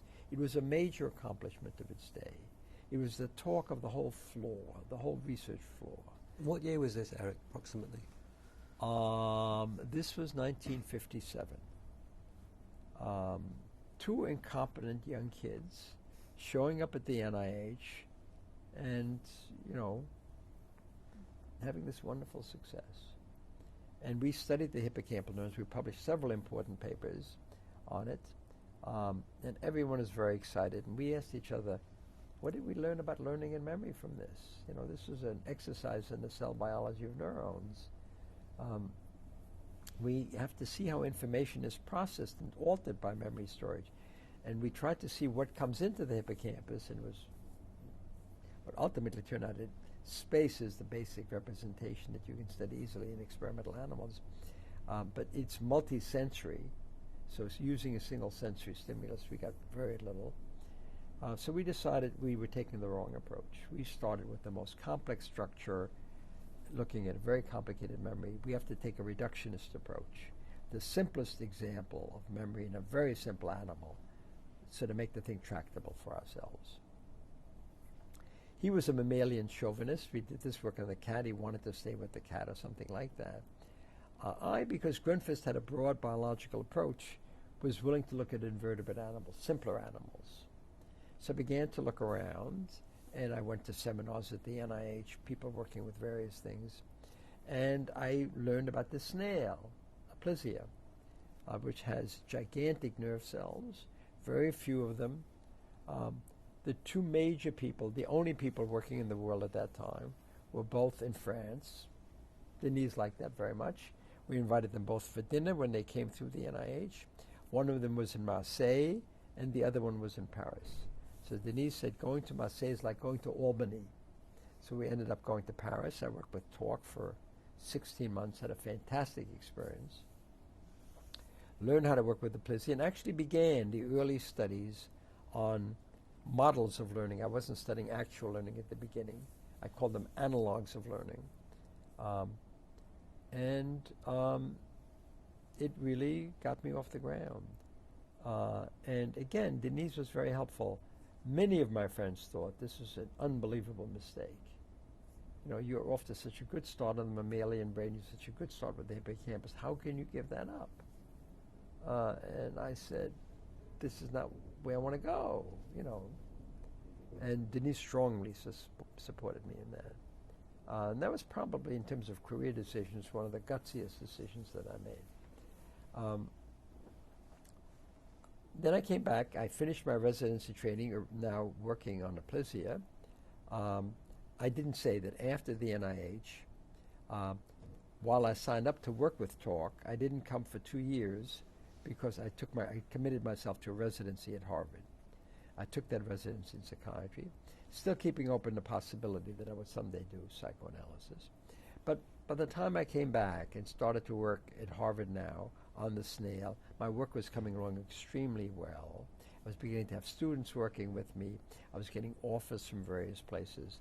I decided I can't do two things well. I dropped psychiatry. I dropped plans for becoming an analyst. and I focused completely on my research. And this is what I did when I continued at Harvard, then when I came to NYU to develop neuroscience there, and in '74 when I was recruited here. I've done some minor administration, but pretty much I've been doing science. Recently, as I've dropped administration and I've gotten help with the textbook that we do, I've had free time to do other things. So this is what allowed me to do my autobiography and things like that. So tell me about the day that you learned that as a result of your scientific work that you were going to be... Just tell me about the day that you learned that you were going to be awarded the Nobel Prize. So that again has many interesting and funny stories about it. So we have a summer place in South Wellfleet on Cape Cod, and we are hanging laundry outside. Denise likes freshly hung laundry, even though we have a dryer. And this is 1996 or something like that. And the telephone rings inside. I answer it. It's somebody from the NIH who says, your grant has come through. You're going to be funded. Okay? That's not so unusual.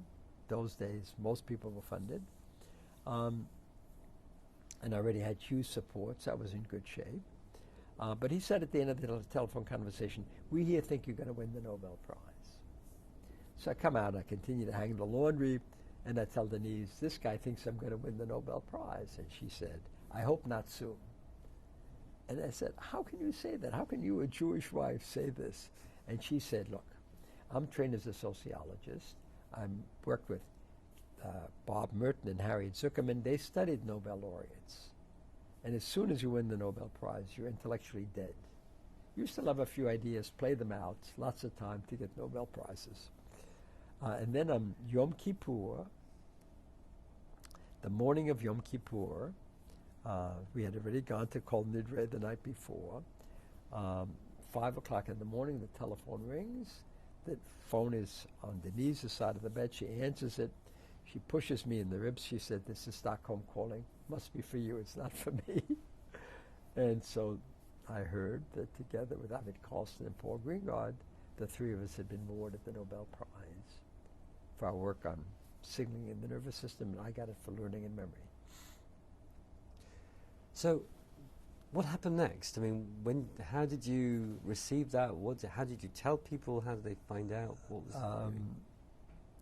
well, people found out very rapidly about this. They tell you that we have a press conference coming up, and you cannot talk to anybody for the next 3 hours. So Denise said, let's go back to sleep. And I said, come on, I can't possibly do that. So I kept quiet for 3 hours, and then I called up anybody I could possibly get a hold of. My children, obviously, my friends. The Jessels came over for breakfast. These are friends from Columbia who are not far away with their children. And the phone is ringing off the hook. Austria calling. Isn't it wonderful? Another Austrian Nobel Prize. I reminded them this is an American Jewish Nobel Prize. And I went to synagogue, and knowing that there's going to be a press conference and I would not be able to stay. So I left after saying hello to my friends and telling them the good news. I went to Columbia, and there was a marvelous press conference, and the room was just packed. President University was there, et cetera, et cetera, et cetera. And then a very fortunate thing happened. I'd committed myself a year earlier as a result of a friend here, Billy DeMauro, to go to his medical school in Padua, Italy, to give an honorific lecture in honor of the guy who has sort of inspired a lot of neurologists there. And so 4 or 5 days after I heard about the Nobel Prize, we took this trip to Italy to just sort of relax, and we had a fantastic time. Spent most of it selecting gowns for Denise, and getting away from the madness of it all. And, you know, it's a life-transforming experience. Just a great privilege to win the Nobel Prize. Who was with you when you went to collect the prize? I'm sorry? Who was with you when you went to collect the prize? So can I get up and show you the picture, or I'll show it to you later Yeah. on? So I brought my friends from Columbia primarily, and of course my family, Minouche and Rick. Minouche was then pregnant with a younger child, and Paul and the two children. And we had a fantastic time. We went to synagogue. It's amazing, you know. There are a disproportionate number of Jews who win Nobel Prizes, considering the size of the population. I think we're the only Jews who went to synagogue. There's a wonderful synagogue in Stockholm that welcomes the Nobel laureates, and they gave a special remembrance to Denise, which is wonderful, and they gave us a copy, a sculptured copy of the synagogue. It was very moving. I have wonderful pictures of the visit to the synagogue. But the whole week is spectacular. I mean, it's really a royal week.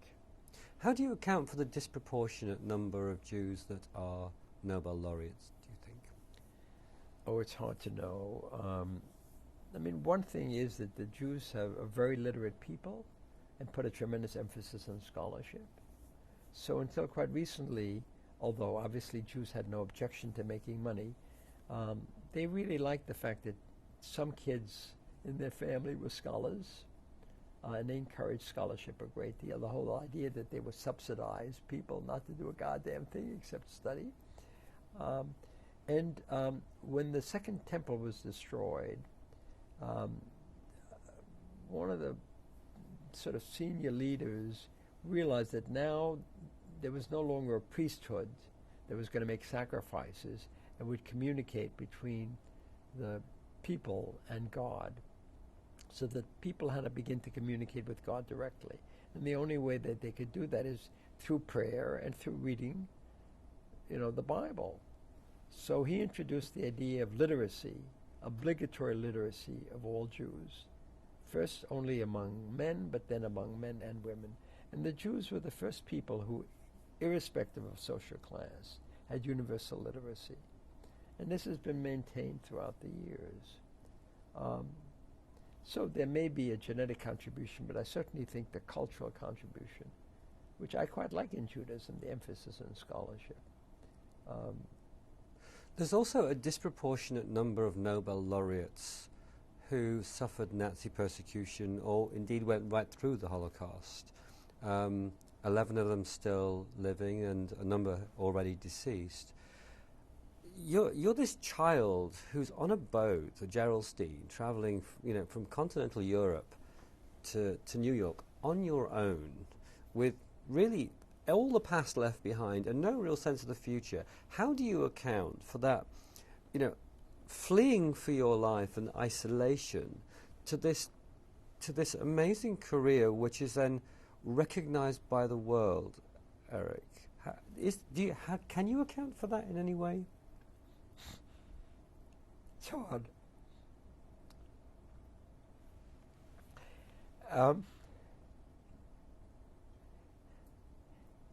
I think, number one, this is a marvelous country, and the opportunities that I've been given here, are just unmatched. It's not unique to me, but that we have been given here, number one. Number two, the European refugees were very hungry. They had good educational background, but they wanted to accomplish something. They wanted to prove themselves worthy of this country, worthy of themselves. So I think we are very ambitious. We wanted to do something which was special. I also was privileged with Denise, having just a fantastic partner.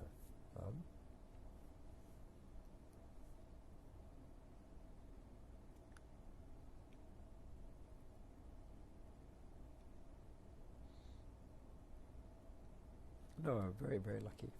Luck. A very important part of it is luck. My parents supported me. I mean, I had so much help. Yeah.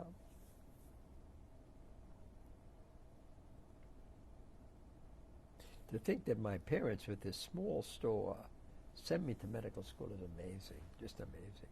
I mean, I had some scholarship help, but still.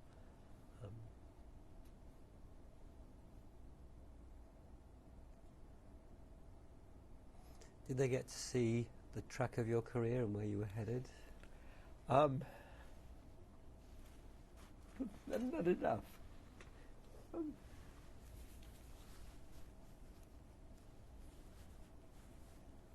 I'm sorry.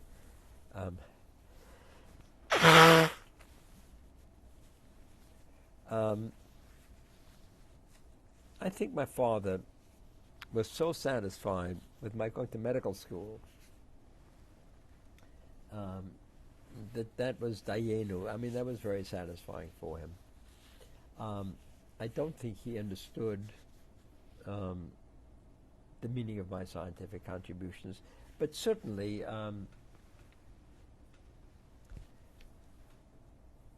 he sensed I had a wonderful life.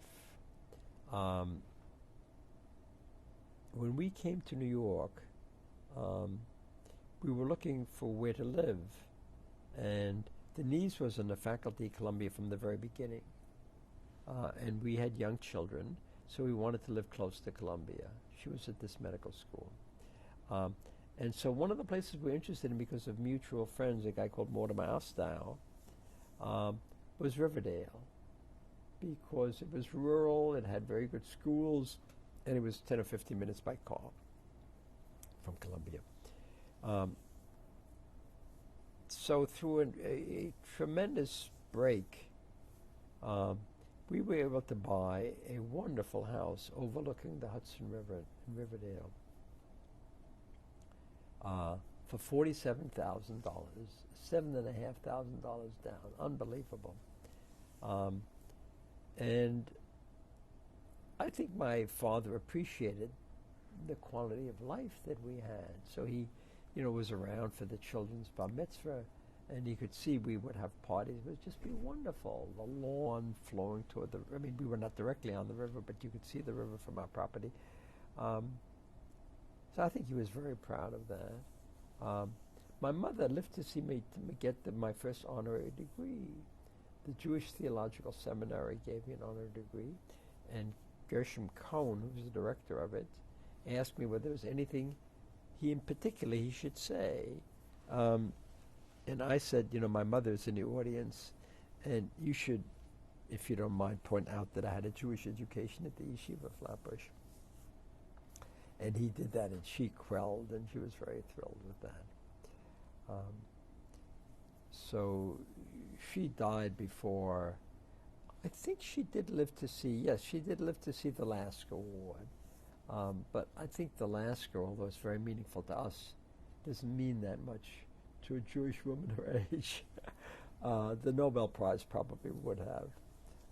She didn't think, but I think she, we had an interesting experience. So I always took care of her medical problems, right, whenever she had a problem. And we reached a point where she could no longer come to Manhattan, which is where I knew physicians, but through a friend, I arranged for her to see somebody in Brooklyn, and I went with her to see him when she went for the first time. And he obviously didn't know me, but why should he? And when we walked out, and she said to me, Eric, they don't know you in Brooklyn.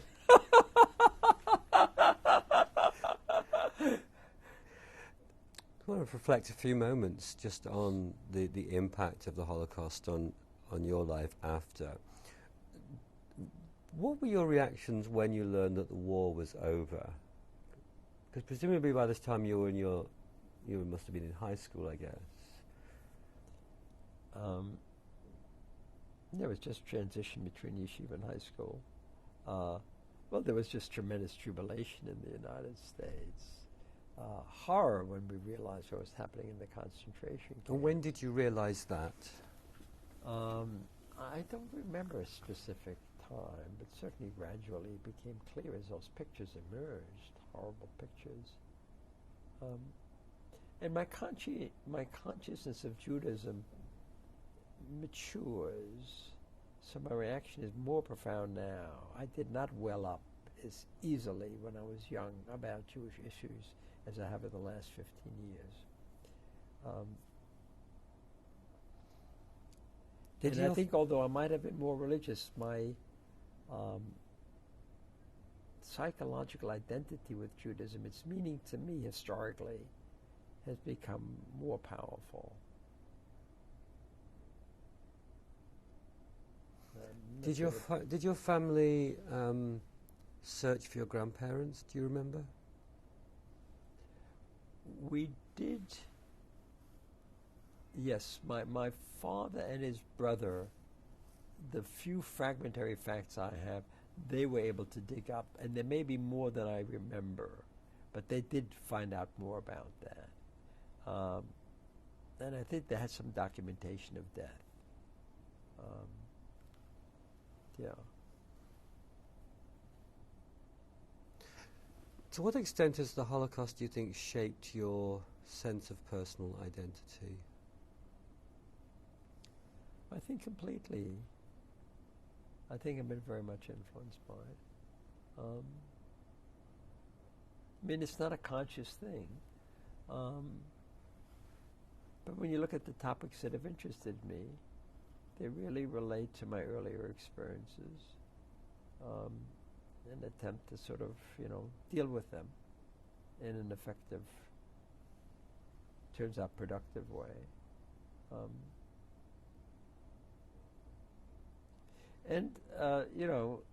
I wrote an autobiography, which was a marvelous experience for me.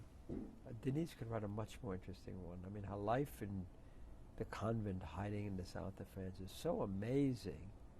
And her relationship with her parents during that period is so fascinating.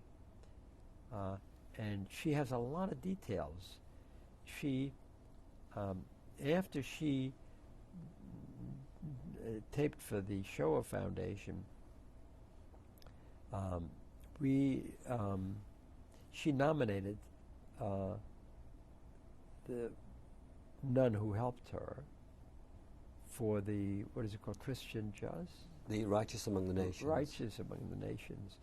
This woman was recognized, as were several other nuns in that group who helped save Jewish lives. There was a wonderful ceremony.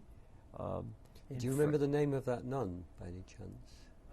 Yes, it's slipping me at the moment, but oh nuts. I could look it up. Okay. I don't remember.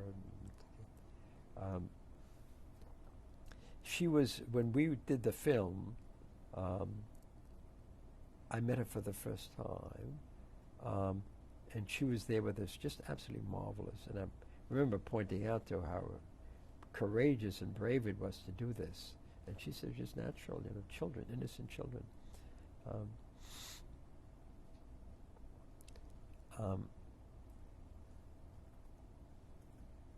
And how has that act affected Denise's life and your life as a couple? We share so many experiences. We understand each other on that level so deeply. To be separated from one's parents, to be isolated.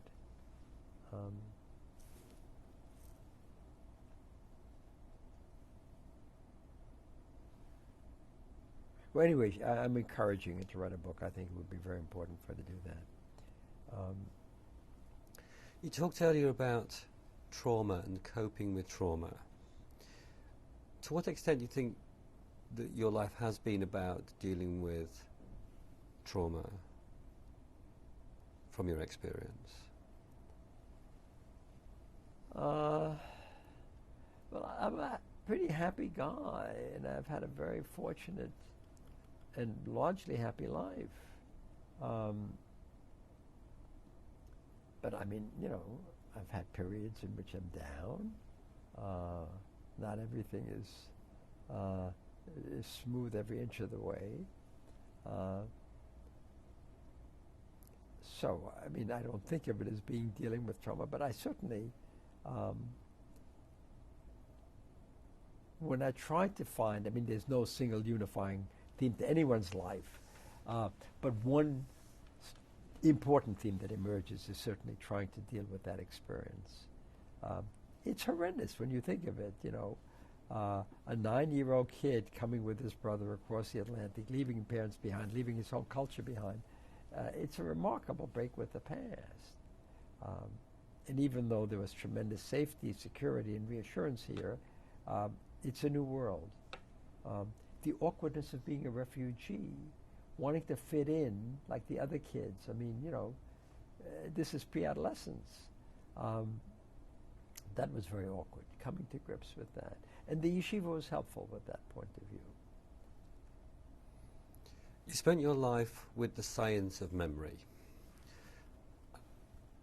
Through that and through your own personal reflections around the physical brain, but also consciousness and what makes us who we are as human beings, what conclusions are you able to draw from those sort of early memories that you describe in your book of Kristallnacht and your toy car and how it impacted your identity? Have you learnt anything through your science and through your own reflections about this that you could share? Oh gosh, I think it's very difficult to do that. I think that what has helped me a great deal is having my father's optimism and social involvement. I form friendships easily. I enjoy people. And I'm a delusional optimist, and biologists are, as a group, delusional optimists, so it was a very nice fit for me in biology.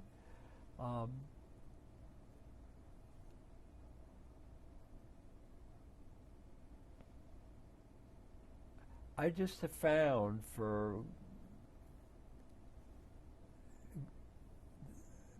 besides the needs in our family, my great good fortune is to find a career that is so absolutely satisfying. I have lots of discussions. I think the one lesson I try to convey to young people when they ask me about things is to emphasize how important a career is in a person's life. That enjoying it and getting passion out of it is so essential to one's happiness.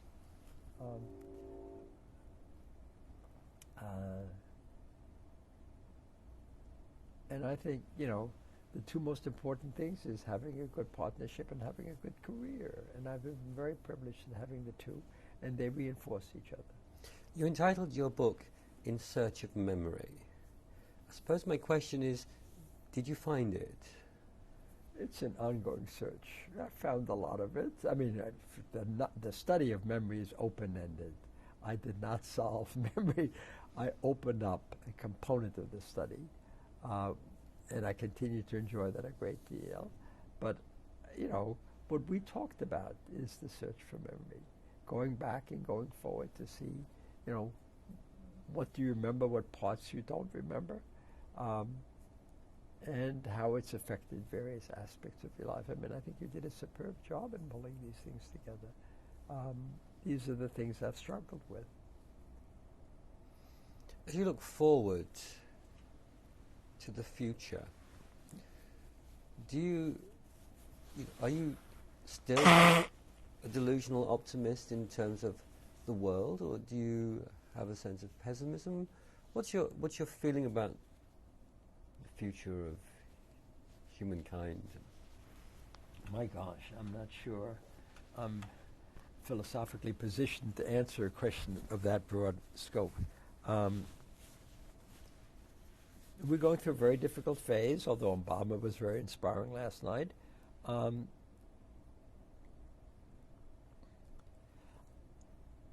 I think this country has such creative potential, such wonderful fabric, that even though it has gone through a difficult period, I feel very confident about its future.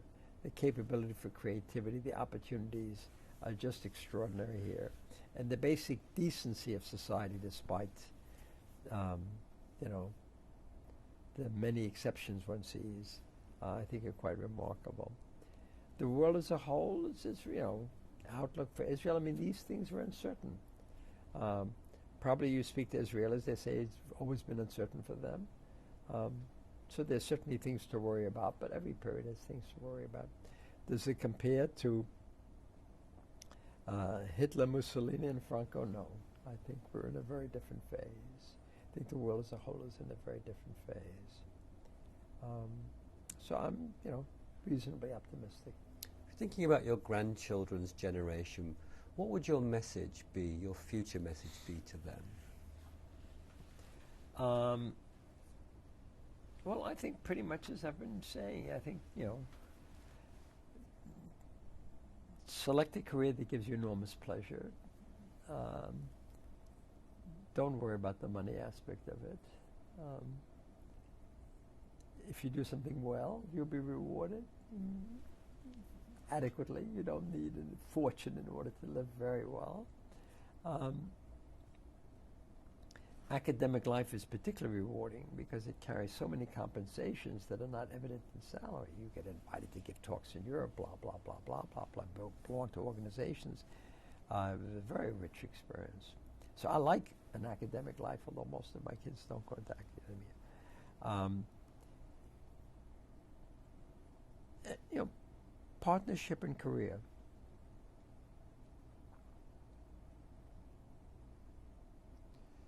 You talked a lot about Denise. What would you say to her?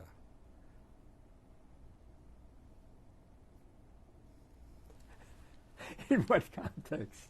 What would you say to her about the life that you've led and the? She knows that. She knows I owe a great deal to her. Can I ask you about the passing of your brother Lewis and what that meant to you? That was very painful for me. It was very painful. I think about him a great deal.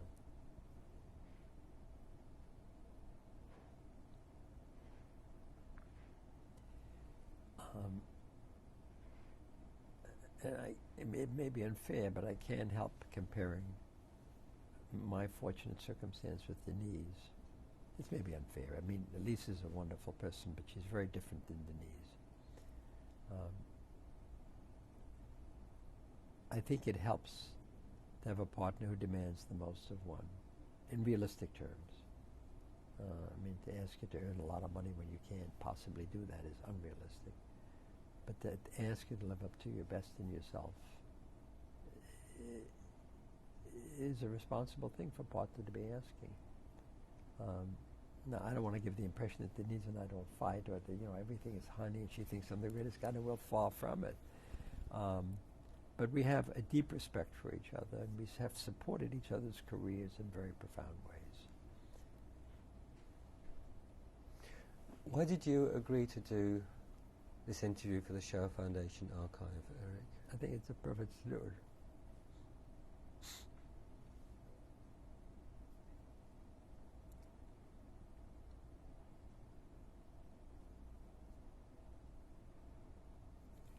I also did not realize until you told me how many Nobel laureates had survived the Holocaust.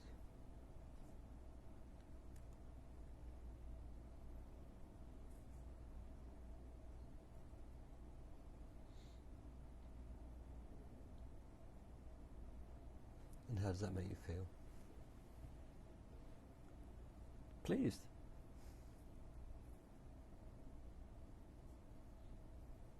I thought you had very few, and I wanted to be one of them. I feel more comfortable now knowing there are others.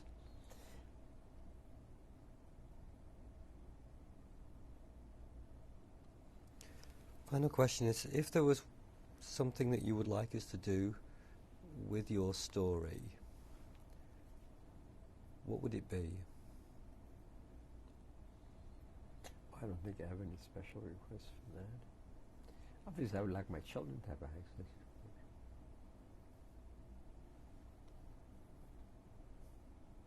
I'm worried about my crying in here, to be honest with you. Although, listen, this is how I feel.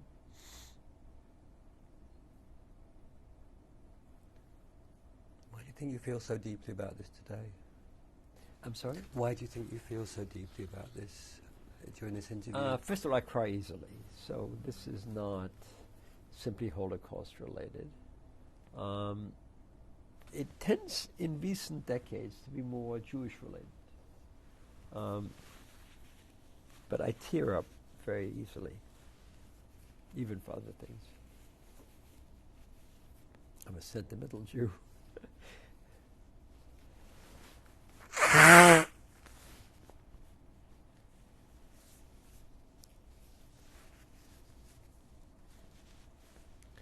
Look, we're speaking about the most meaningful experiences in one's life. I mean,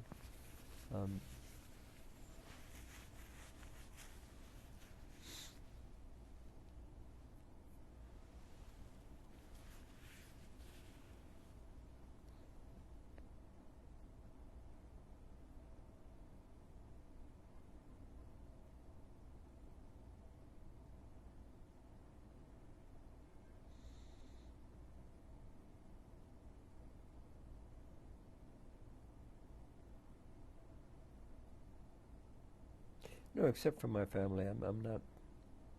I don't have any specific ideas as to how this could be useful.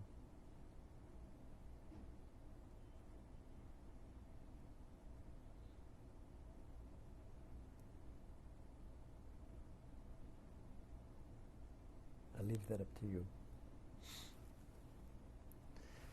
Eric, thank you so much for you. sharing your personal story with us the way you You have. were great. Really, really appreciate it.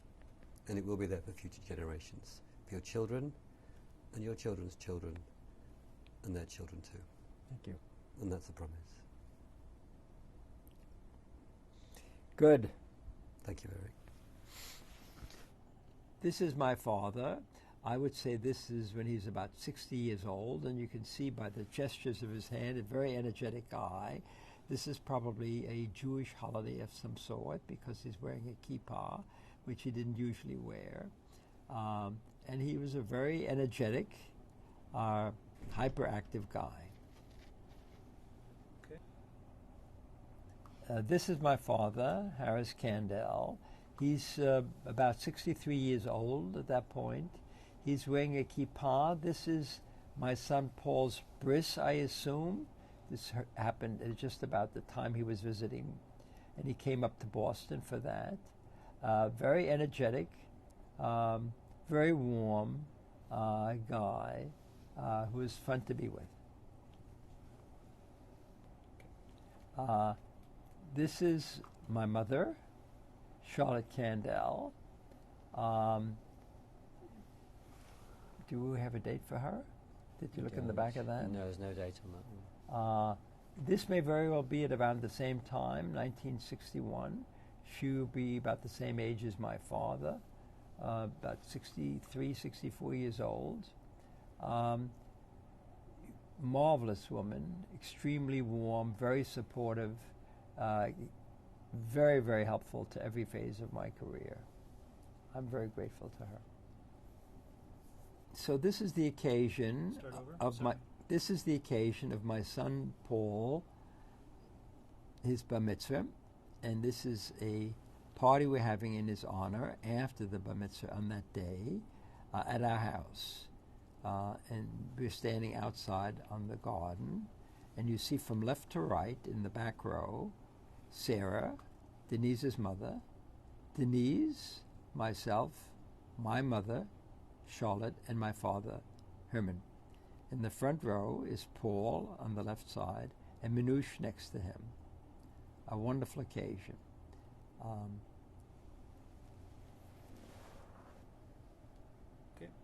These are my parents, Charlotte Kandel and Herman Kandel, and my brother Louis. Louis must be, I would guess, 3 or 4 years old. So this must be about 1928. My father is 32 and my mother is 33 at this time.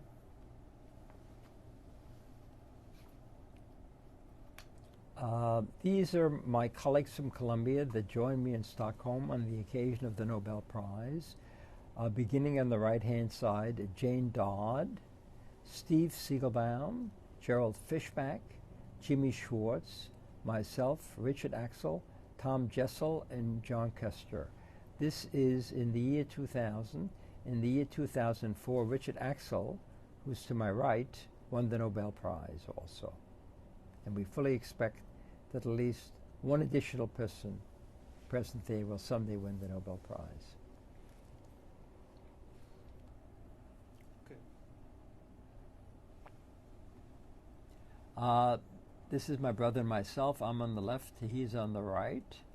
I would guess I'm maybe 2 or 3 years old at that point, and he's 5 years older. And you can see how frightened I was as a child. I was not a relaxed child.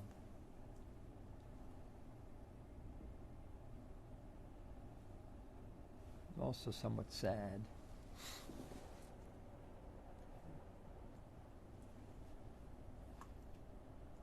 This is the manifest of the passengers aboard the SS Geraldstein that left Amsterdam and arrived in Hoboken. And there are Ludwig Kandel, my brother, and Erich Kandel, myself. Do you want to take your finger away? And then I'll pull out and just show the whole thing.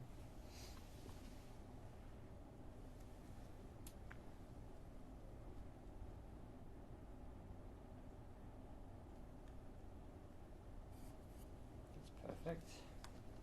Thank you.